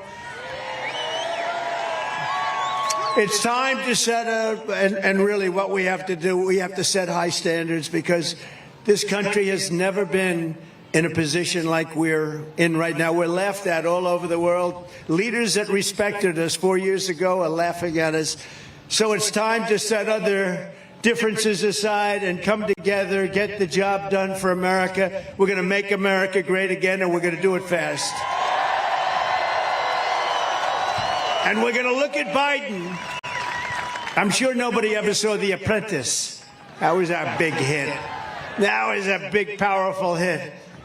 But I'm going to look at that guy and I'm going to say, Joe Biden, you're the worst ever. Joe Biden, you're fired. Get out of here. You're fired. Get out of here, Joe. We're going to straighten out our country. We're not going to destroy it. He's destroying it. As you know, summers at the Jersey Shore have always been a fixture of life for families all across the region. But thanks to the 50% Biden inflation tax, you know, it's a new tax. 2 weeks ago, I was looking at inflation numbers. They're devastating. They're country busters. When you have inflation, it breaks countries. And I'm talking about 500 years ago and 300 years ago. And they're country busters. And it's a tradition that you have here that's so incredible, but you're being busted by inflation. Everybody is all over the country. In the past 3 years, the average New Jersey family has lost $23,381 to the inflation tax. That's a hell of a lot. And frankly, they're using fake numbers because they don't include the worst numbers. And the Biden price hikes are continuing to drain over $1,000 from the typical New Jersey family budget every single month. So it's $1,000. That's $12,000 for a family. Hot dogs. Let's talk about hot dogs. I just had one, actually. I just had one. It was very good. I hope it was made here. I don't know. You know, it was very good. Frank Sinatra told me a long time ago, never eat before you perform. I said, I'm not performing. I'm a politician, if you can believe it. I hate to be called a politician. I like I'm a businessman much better, but I guess I'm a politician. Because we did great in 2016. We did much better in 2020, a lot better. We got millions more votes. So I guess, and this time, and I will say this, the spirit that we have this time blows both of them away. You know why? Because you're still like me. But you saw what the alternative is. The alternative, it's just, the alternative is not a good thing. But I just had the best hot dog, so I said, Frank, I'm sorry. Now, Pavarotti was a good friend. He didn't have that same. He ate all the time. He didn't care. But I just had a hot dog, and it was very good. So the price of hot dogs up 22%. Chicken's up 32%. Hamburgers are up 37%. That's why I had the hot dog. It went up the least. Soda's up 30%. Eggs are up 50%. Gasoline's up 50%. Bacon is up 79%. Bacon. That's why I don't have bacon anymore. It's too expensive. Not one thing is cheaper. There's not one thing anywhere. There's not one item that's cheaper. Energy is way up. That's what caused the problem. You had low energy. You had energy at $1.87. Now it's up to almost $4 again, and it's going up higher. In California, it's got just hit $7.21 today. Someplace was ripping you off. And if you're young and looking to buy a home, the 30-year mortgage rate is almost at 8%. When I left office, it was 2.6%. 2.6, a little difference. The choice for New Jersey and Pennsylvania is simple. If you want lower cost, higher income, and more weekends down at the shore, let's go down at the shore. Of course, it always depends on who the hell is there, right? The wrong people are there. You don't want to go down to the shore, but you have the right people. But we love this shore. I know the shore better than most of the people that are here. I hate to tell you that. There's nothing like it. It's one of the best, but you have to vote. If you want to keep it going, you have to vote for a gentleman named Donald J. Trump. Have you heard of him? Have you heard of him?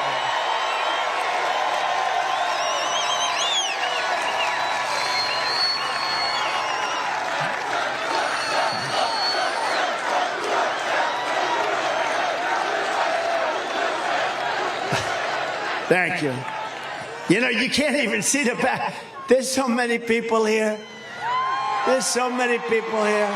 Man, over 100,000 people.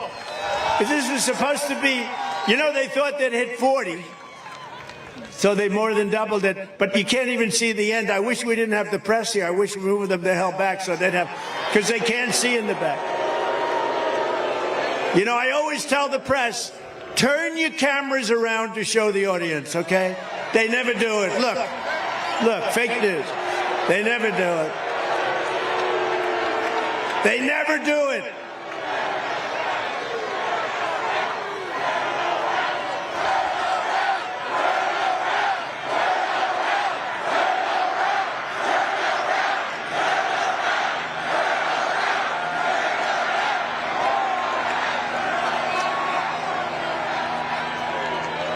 They're saying turn around. It is true. It's, I don't know why. Even the ones that are sort of like friendly to me, aren't too many, I'd say about 7 or 8%. But they're good. They're believers. But they never turn around. And I'd love them to show the crowd as far as the eye can see. I'd love them to show, but they don't do it. And I used to think it was a mechanical problem. You know, they have the best cameras in the world. They have the tripods, everything's, and I figured the steel, you can't do it. But then I realized early in the campaign in 2016, I realized there was a fight in the back. It was a bad fight. Somebody got into a fight way in the back, and those cameras turned around like a pretzel because they wanted to show the fight because that meant trouble. That was a bad thing. So those same cameras that you're looking at, they were turned into a pretzel. They showed that fight in detail. They showed every blow to the face they showed.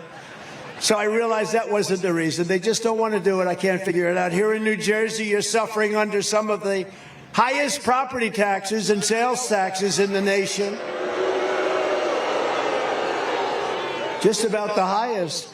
And now Crooked Joe wants to massively raise your income taxes, promising that the Trump tax cut. So I got you the biggest tax cut in the history of our country, bigger than the Reagan tax cuts years before.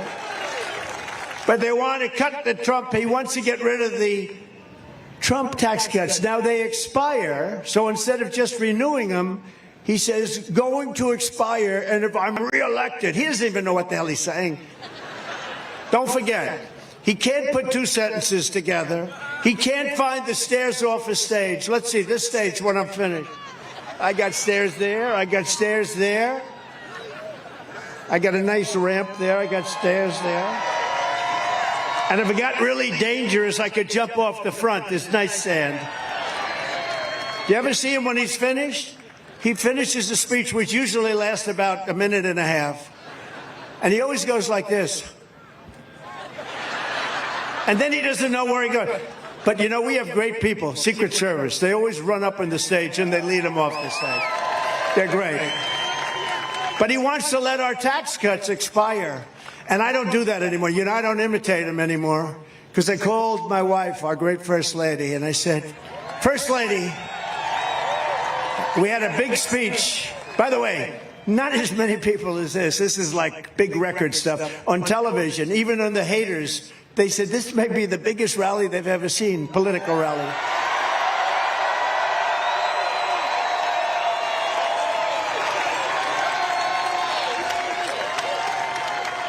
But I called our First Lady. I said, so, it's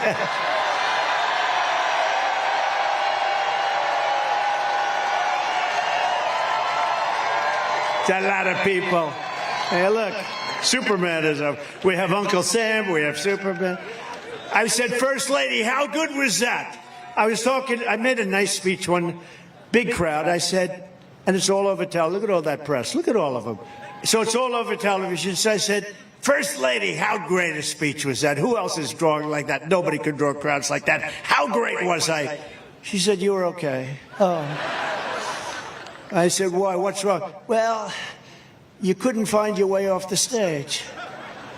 So I was imitating him, and they said, I couldn't find my way off. That's what happened. So I have to be very careful. I'm doing the imitation, walking around, and the fake news said, Trump could not find his way off. So I don't do that anymore. I just do a modified version.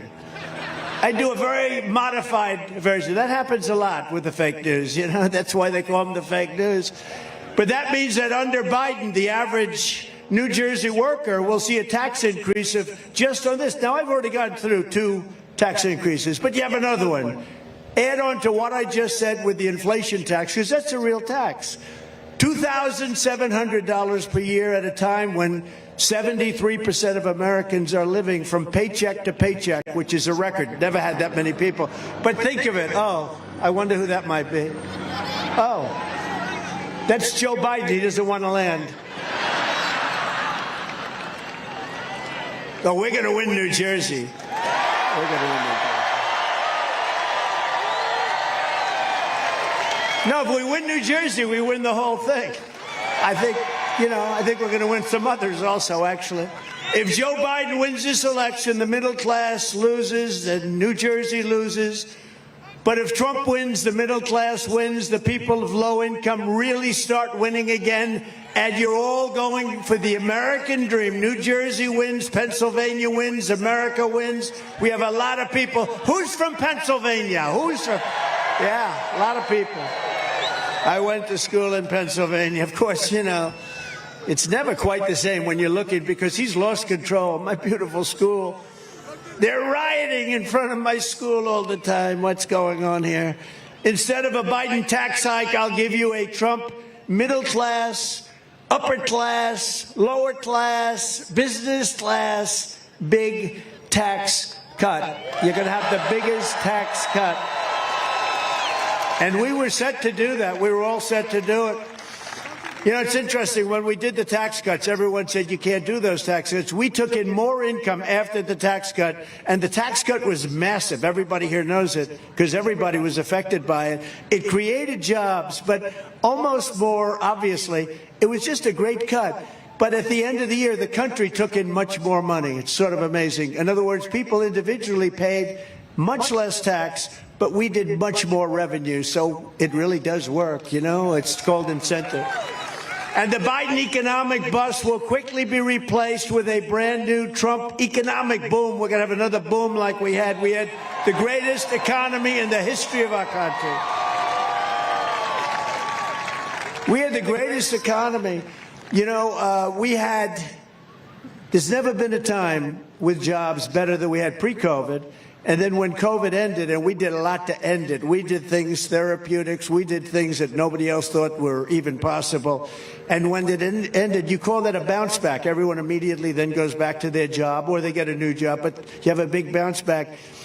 Well, we get credit for that bounce back. He doesn't get credit. He likes to take credit for the bounce back, but he doesn't really know what it means. Somebody wrote it for him, but he wants to take credit. We had a tremendous bounce back. And it was a beautiful thing to see. People went back to work. We had that damn dust coming in from China, the China virus, and it was a disgrace. I mean, frankly, what happened to this world, the entire world, $52 trillion and millions of people died all over the world. And what a shame. But we handled it about as well, I would say, as any country in the world. And we bounced back for a lot of different reasons, and we bounced back well. On day one, we will throw out Bidenomics, and we will reinstate Maganomics.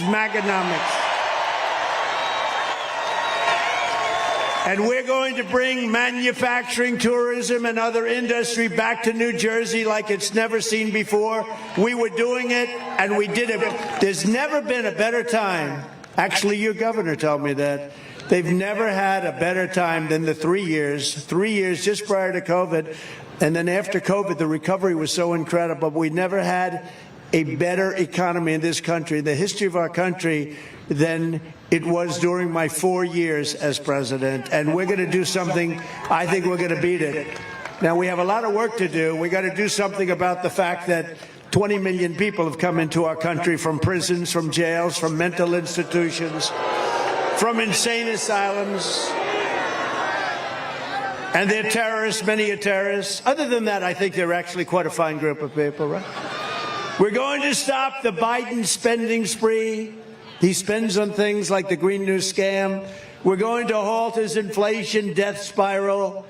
Think of it, one of the greatest inflations ever in history. If you were making more money, it doesn't matter because yet you were taxed at 50%. You got to make over that in order to pick up. That's why people are hearing, oh, our economy, his job numbers are fake.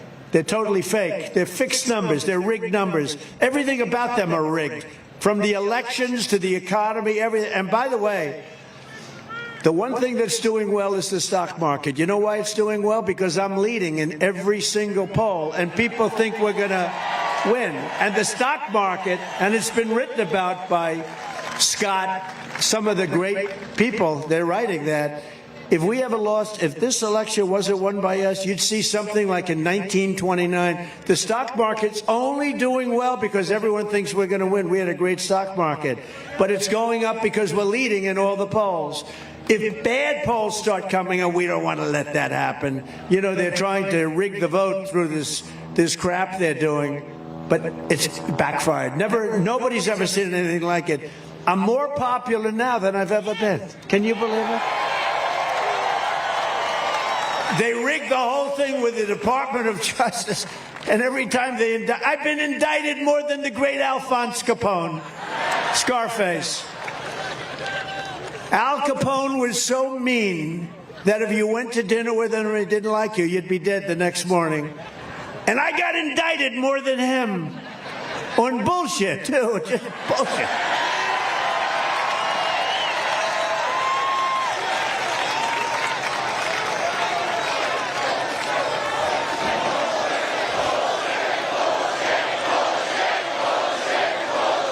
My father's looking down. I had a father who was great. My mother was great. They had a great marriage, married for many years. That's one thing. I can't beat him on that one. He was married for a long time, but they're looking down now. They're up there in heaven, definitely in heaven. And he's looking down and he said, how the hell did my son be placed in that kind of company? But it's okay because the people of this country know it. We're doing great. We've never done better. People understand it. The people, normally that would be a negative, but for us it's a positive because people, they get it. They need to do that in order to win because they've done nothing else. They have a bad everything about them. Think of one thing that's better. You look at the Afghanistan disaster, you look at the border, you look at the economy, the real economy, not the fake economy. Everything they touch turns to what? You shouldn't use that kind of language. Look. You can't use the word shit, okay? That's like Christie. You know Chris Christie. Does anybody like Chris Christie?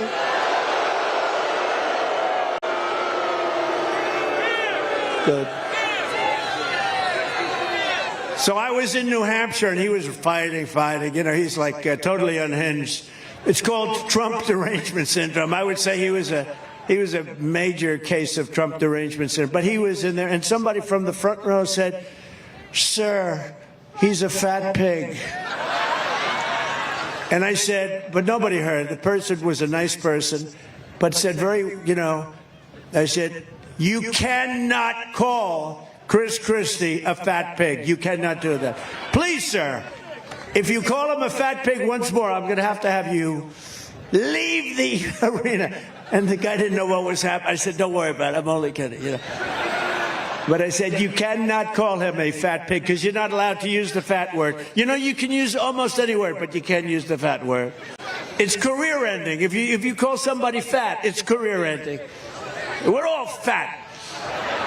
Except for Lawrence Taylor and OJ, they're not fat. They're not fat. They sure as hell weren't fat when they played football, were they? Huh? What do you think? I don't think so. Oh, they're great guys. So we're going to terminate the Green New scam. We're going to drill, baby, drill. We're going to get our energy way down. Don't forget, that's what caused inflation.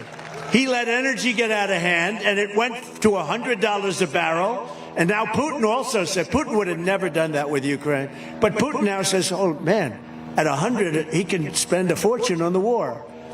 If he kept it at $40 a barrel, Putin wouldn't have been able to do that.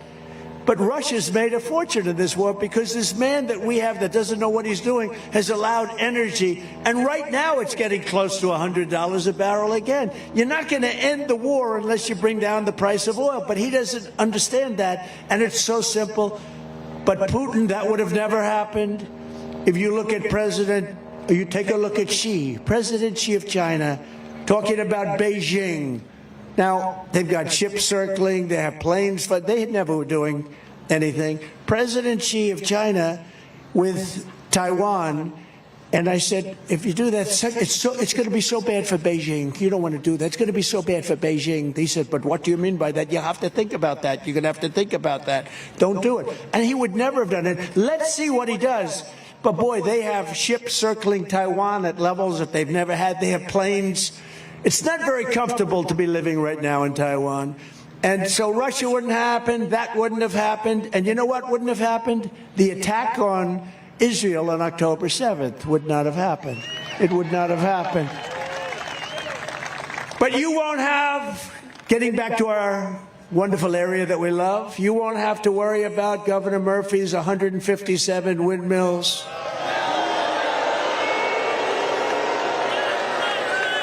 And you know, one of the best fighters on that is Congressman Van Drew. He has fought so hard. I don't know, he's around here someplace. There's nobody that fought that. Right over there, you'll see these things all over the place. They destroy everything. They're horrible and the most expensive energy there is. They ruin the environment. They kill the birds. They kill the whales. But are the ocean floor surveys for their construction that are causing tremendous problems with the fish and the whales and everything else? Nobody even knows what it is, but I think in 20 years, one whale washed up on shore, and then where they have these things, they come up all the time, dead. They come up ashore, yeah, he said, they remind him of Chris Christie. What the hell are you doing? This can only happen in New Jersey, right, Jeff? Can only happen in New Jersey. The electricity cost, it's the highest in the country. That's what you've got. We are going to make sure that that ends on day one. I'm going to write it out in an executive order. It's going to end on day one. But unfortunately, the Democrats in New Jersey have embraced Joe Biden's radical pro-China plan to eliminate gas-powered cars and trucks. Can you believe it? And force everyone into ultra-expensive electric vehicles that don't go far. I always say they have a couple of problems. They're too expensive, they're going to be made in China, and they don't go far. Other than that, I think they're wonderful. On day one, I will immediately terminate Joe Biden's insane electric vehicle mandate, and there will be no ban on gas cars and gas trucks in the Garden State. There will be no ban anywhere in the United States of America on gas. You can buy electric if you want. You can buy gas. You can buy whatever you want, and that's the way it should be. It was announced last night that Biden finally listened to me. He listens to me. You know, he does a lot of things. He listens he's about 4 years late. But he says he's going to put a 100% tariff on all Chinese electric vehicles. Isn't that nice? Should have done this 4 years ago, but Biden is not going to put this tariff on their gasoline-powered cars or any of the other products. You have to put it on other cars also, not just the electric cars, because he's trying to make them work. You know, the subsidy that they're paying to the people, the subsidy they pay to people and to these auto companies, and you have hundreds of thousands of electric cars. They're all over the country.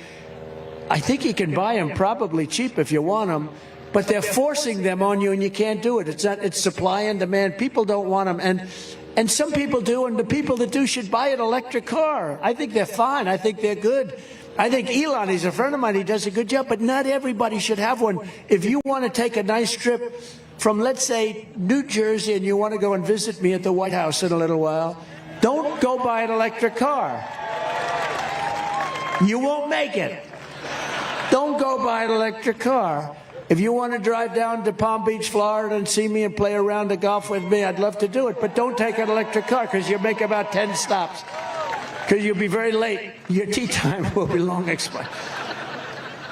But why did he do this years ago? It's only a ploy to get beyond the election, and then everything will come crashing down, because they're original. You know, one thing I've learned about politicians, and I've dealt with them for a long time, when a politician comes out with a policy, and then they run in an election and they go back and say what they have to say to get elected, they always go back to that original policy. And you know what this guy's policies are. They are bad. They are really bad. And the funny thing and the sad thing is he really never changed. He goes through, like, who the hell would keep an open border? Because I think it's killing him in the election. Now, I may be wrong. Maybe this is a great political thing, to have millions of prisoners and mental institution people come in. Maybe it's a good thing. Maybe I don't understand. Maybe we all don't. Is there anything good about that politically? Is there anything good about high mortgage rates and high taxes? Your taxes are going to go up 4 times if this lunatic is elected. It's going to go up 4 times. And by the way, I have to say this. I have great respect for the office of the presidency. I never used to talk about Biden this way until he did something that you can't do.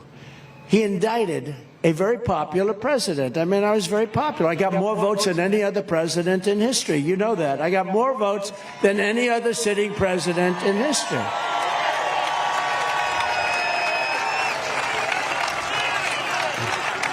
On made-up charges and nonsense. You see what's going on, all nonsense. And you got local DAs doing it, but the local DAs are run out of Washington and they're having meetings in Washington. They'll do anything to win. They think that that's going to win. It's not going to win, and it's really backfired. In fact, I heard they were going to do a couple of other things, and they said from Washington, don't do it, please don't do it. We're indicting him into the White House. He's going to be indicted into the White House. They said, don't do it. But I have to tell you, though, I was and am in awe of the office. I think it's one of the great places, great institutions, so important. But I have great respect for the office of the president, for the presidency of the United States.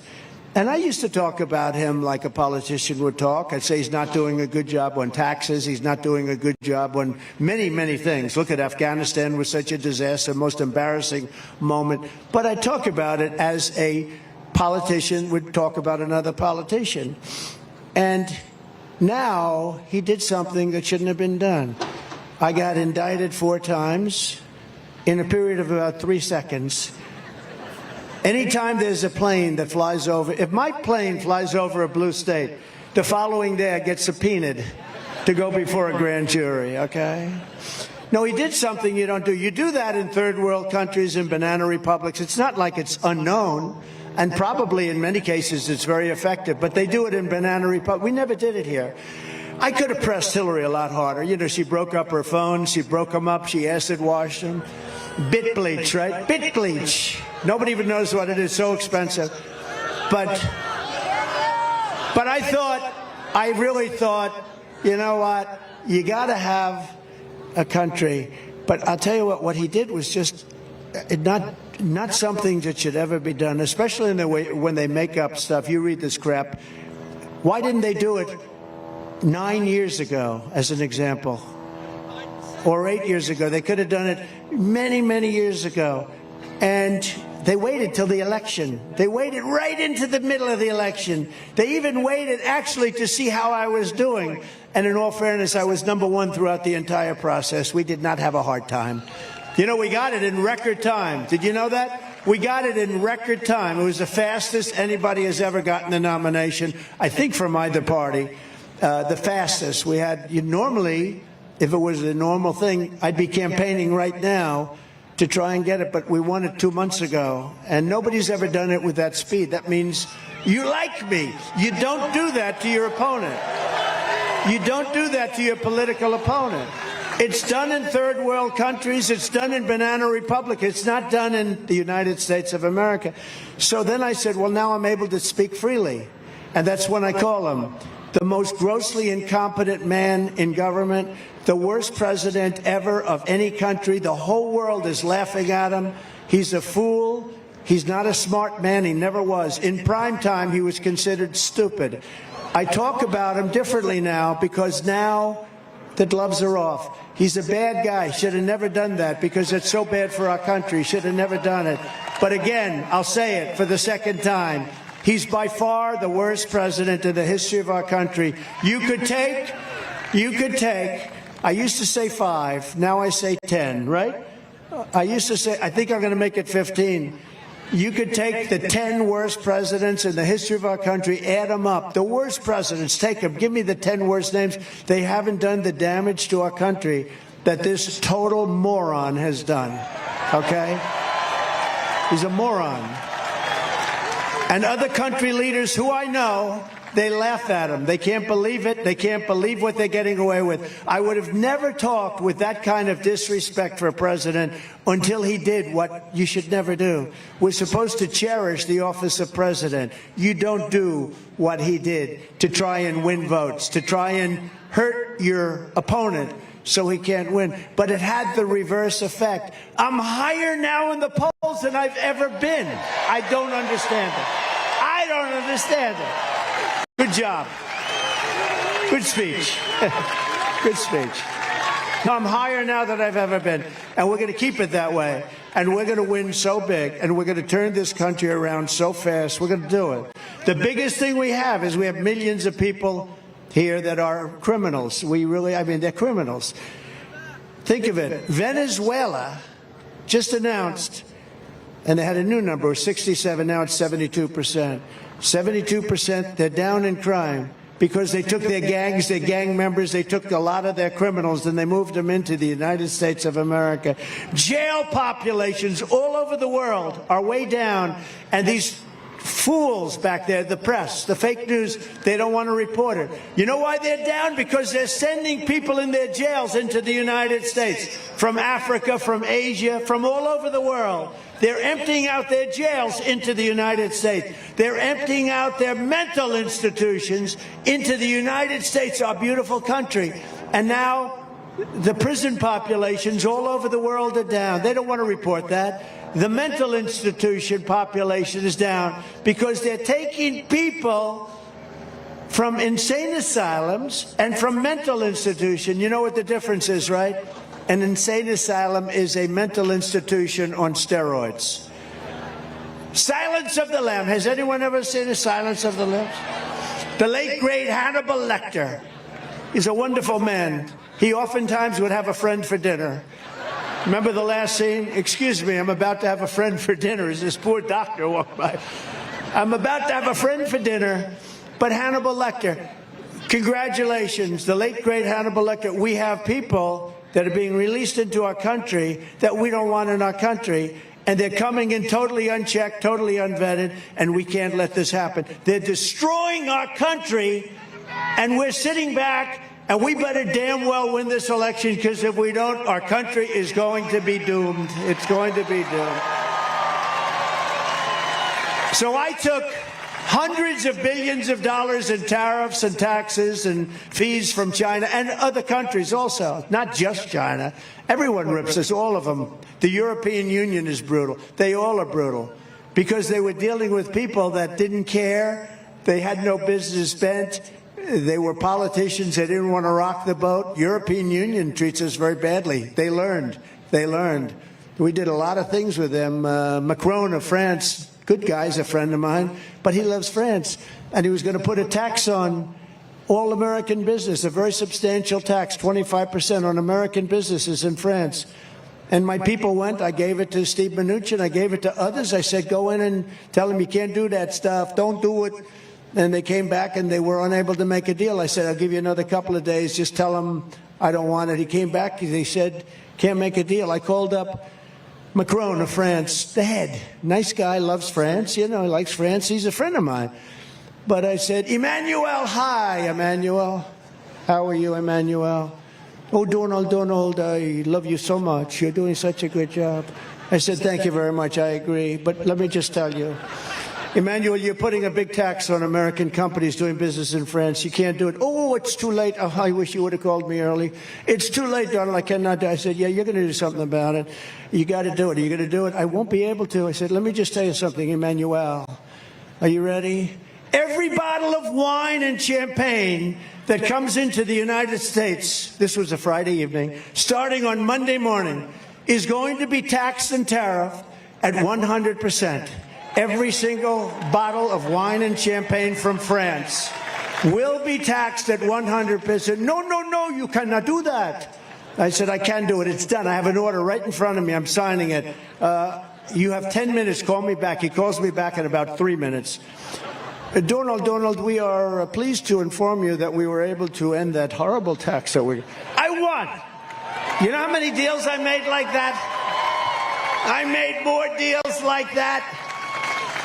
I made a lot of deals with telephones. You know, one thing I don't know, I mean, isn't it better when we don't read these stupid teleprompters all day long, you know? Biden can't get up with the teleprompter. We had a beauty we went to Ohio, and we had 45-mile-an-hour winds. The teleprompters are like a sailboat. You ever try and read something that's moving like 4 or 5? And then they blew off the stage. I said, ladies and gentlemen, I'm here with you for an hour and a half, and I don't have any teleprompter. And we winged it. And, you know, the gentleman that I was there for, Bernie Moreno, ended up winning the nomination by a lot. And he's going to be the next guy, I hope, the next senator from the great state of Ohio, which we won by a lot. But sometimes those are our favorite speeches. And I only do this when I feel really comfortable with the crowd. And do I feel comfortable with you? I love you people. We are the same. We are the same. We are the same. But so I talked about France, but I do that with a lot. I did that with so many. I did it with Italy, where they were going to do something. They were charging us a lot. And I said, if you do that, we're going to take away your visa permits. And they immediately change. And other people, I send people that are very smart in to do the deal. And they come back, sir, they will not do it. I said, they'll do it. You got to ask them properly. But it's just, and they're very smart people, but they seem not to get the job done oftentimes. China is building massive automobile plants. I'm sure you're going to be thrilled to hear this one. A friend of mine builds automobile plants. This guy, I don't want to insult him, this guy can't walk across the street, but he can throw up an automobile plant better than anybody in the world. I said, I want to see one of the plants. He said, well, you'll have to go to Mexico. I said, why? He said, the big ones are being built in Mexico. I said, what about the United States? No, the big ones are being built in Mexico. Biden has taken so much incentive away, and they're moving into Mexico. And what's happening is the really big ones are being built by China in Mexico to make cars in Mexico by China to sell into the United States to come across the border with no tax. I said, wait a minute, you mean the big automobile plants under construction now are being built in Mexico? That's right. Now, he didn't care. He builds them whether it's here. He doesn't care. He just, you know, he's a guy who builds plants. He's the biggest in the world. I said, so they're being built in Mexico, and they're owned by China, and China's running them, right? Yeah. And they're doing that to avoid tax and labor, more expensive labor. And they're going to sell all those cars into the United States. So, yeah, they're built so that he makes the cars in Mexico, China, and they sell them in here. I said, that won't happen. I said, I will put a 200% tax on every car that comes in from those plants, and they're not going to do that because they'll destroy our automobile business. And Biden doesn't want to get involved. And those aren't electric vehicles necessarily. Those are gas-powered vehicles, which he's not doing anything about. Do you notice he's trying to save the electrical vehicle, but not the gas-powered, which is the vehicle that everybody wants. So you don't have to worry about those plants if I'm elected. If I'm not elected, those plants are going to close up every automobile job in America. You won't be making one automobile in the United States of America. And the United Auto Workers, who, you know, I'm leading in Michigan by a lot, because they're run by an incompetent man that endorsed crooked Joe Biden. And the first thing he does is sign this electric vehicle, this mandate, that where they're going to go crazy. They're going crazy with the electric car, costing us a fortune. We're spending hundreds of billions of dollars subsidizing a car that nobody wants and nobody's ever going to buy. And it's just a shame. You see it. It's so stupid. And it's the same thing with foreign policy. Look at what he's doing with Israel. Look at what he's doing. This man is destroying our country. He's destroying our allies. And you know what? I was tough on our allies, too, because our allies always took advantage of us. But once I got them straightened out, it was fine. I mean, we had NATO, and they weren't paying their bills. And they said, well, what are you going to do? He said, you know, Obama came in, and he'd make a speech, and he'd leave. Bush would come in, he'd make a speech, and he'd leave. Trump came in, he made a speech, and he went back, and he said, you guys aren't paying your bills. And when I went back the second time, I couldn't do it the first time. I was in office for about two hours. You know, it's hard to go 2 hours. Like I think it was my second meeting was NATO. And it's hard to go immediately. But I said, I'll be back in about 6 months. And when I came back, I said, you're not paying your bills. And they looked at me, they said, well, you mean to tell me, because I said, you got to pay your bills or we're not going to protect you with NATO. And the press, the fake news went crazy. And you're talking about, hey, they screw us on trade, and then on top of that, we take care of their military. So I said, no, you have to pay your bills. And one of the presidents from one of the countries, 28 countries at the time, 28 countries, only 7 of them were paid up. The rest of them didn't pay. And the United States was paying much more than they should have, like by about 10 times. We were carrying NATO. So we get screwed on trade, and we carry NATO. And I said, if you don't do this, we got problems. And one of them stood up and said, sir, do you mean to tell me that if I'm attacked in this very big country, if I'm attacked as a country by Russia, you will not defend me? I said, are you delinquent? He said, well, let's say I was. I said, if you're delinquent, I would not protect you. And you know what happened? And the press killed me because they said, oh, you've treated us so terribly. They respect you more. They like me more than they like other people. They understand. They can't believe they got away with it. For years and years, they got away with it. South Korea, we're paying for their military. We have 42,000 soldiers there. They pay us like nothing. I changed that.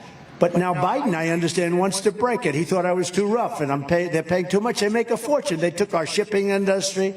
They took our computer industry. They took so many different industries, and they're making a lot of money. They can pay for their military. And these are the things I was doing as president. Are you enjoying this? Let's get on to another subject. But Europe is being flooded with Chinese cars, and they don't know what to do. Right now, you know, China wants to take over the cars all over the world. They just want to make the cars for everybody, right? That's wonderful. But we'd like to keep our jobs, if you don't mind.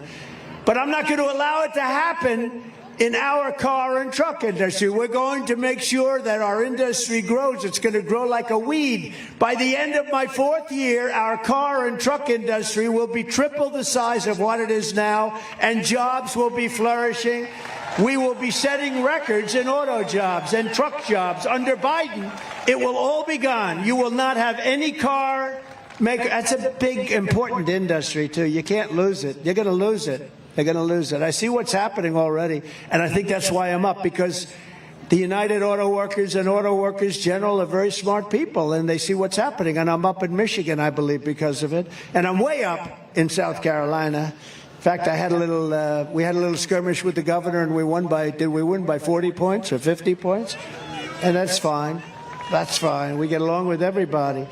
Crooked Joe has not just set our economy on fire, he has truly set the world on fire. If you want to know how a weak and pathetic president really is, I mean, the things they do, just think about this. This week he announced that he will withhold shipping weapons to Israel as they fight to eradicate Hamas terrorists in Gaza. No, it was shocking to hear it. Even while there are still American hostages being held by Hamas. And they're saying, oh, October 7th never happened. You know, they say that. And Biden has fallen for it. Crooked Joe's action is one of the worst betrayals of an American ally in the history of our country. I support Israel's right to win its war on terror. Is that okay? I don't know. I don't know if that's good or bad politically. I don't care. You got to do what's right. It was a terrible attack. October 7th was a terrible attack. I don't know. It's probably bad politically, but I don't care. You have to do the right thing. There would have been no war in Gaza with me in the White House. There would not have even been a chance. You know, Iran was broke when I was president. I said, if you buy oil, anybody buys oil from Iran, they can't do business with the United States. They were totally broke. Now they have $250 billion. They made it all in 3.5 years. When I was president, we had peace in the Middle East like never before, and I got the Abraham Accords done when nobody thought it was possible. And they've done nothing with them. We had 4 countries done. We would have had them all. Every country would have been signed up, in my opinion, including Iran, because they wanted to make a deal so badly. Now they don't have to because they're a rich country. Crooked Joe surrendered to the terrorists just like he surrendered to the Taliban, and now he's surrendering our college campuses to anarchists, jihadists, freaks, and anti-American extremists who are trying to tear down our American flag. They want to tear it down. Every single place they go, they want to rip down our flag. The chaos and violence happening on our college campuses right now is all because crooked Joe Biden doesn't know what the hell he's doing. Joe is weak. He's only good at cheating on elections, but it's not him. He's surrounded by fascists around the Oval Office. It's not him. He's not doing it. Very good at cheating on elections. He doesn't stand up to our enemies abroad, and he does not stand up to the extremists in his own party. The Democrat Party is becoming radicalized. It's becoming radical left, and they're going to lose our country. I always talk about we have enemies on the outside and we have enemies from within. The enemies from within are more dangerous to me than the enemies on the outside. Russia and China we can handle, but these lunatics within our government that are going to destroy our country and probably want to, we have to get it stopped. And by the way, they're not on the right, they're on the left. They're not on the right, they're on the left. It's time for a president who will once again show unyielding strength. We have to have peace through strength. The very same people who are funding the violent campus uprisings are also funding Joe Biden's campaign. Do you believe this? Those people that you see putting up all that money for all those signs, you know, you can always tell a fake protest when every sign is beautifully made by a printer, all the same color, green signs, everything, they have the same, you know, they're all made by the same guy. And you say, the old days, they used to make them in the basement. Everybody would have a different sign. Now every sign is like green, beautiful. They do a beautiful job. In fact, remind me to find who that printer is because they've done a beautiful job. I have a lot of printing work.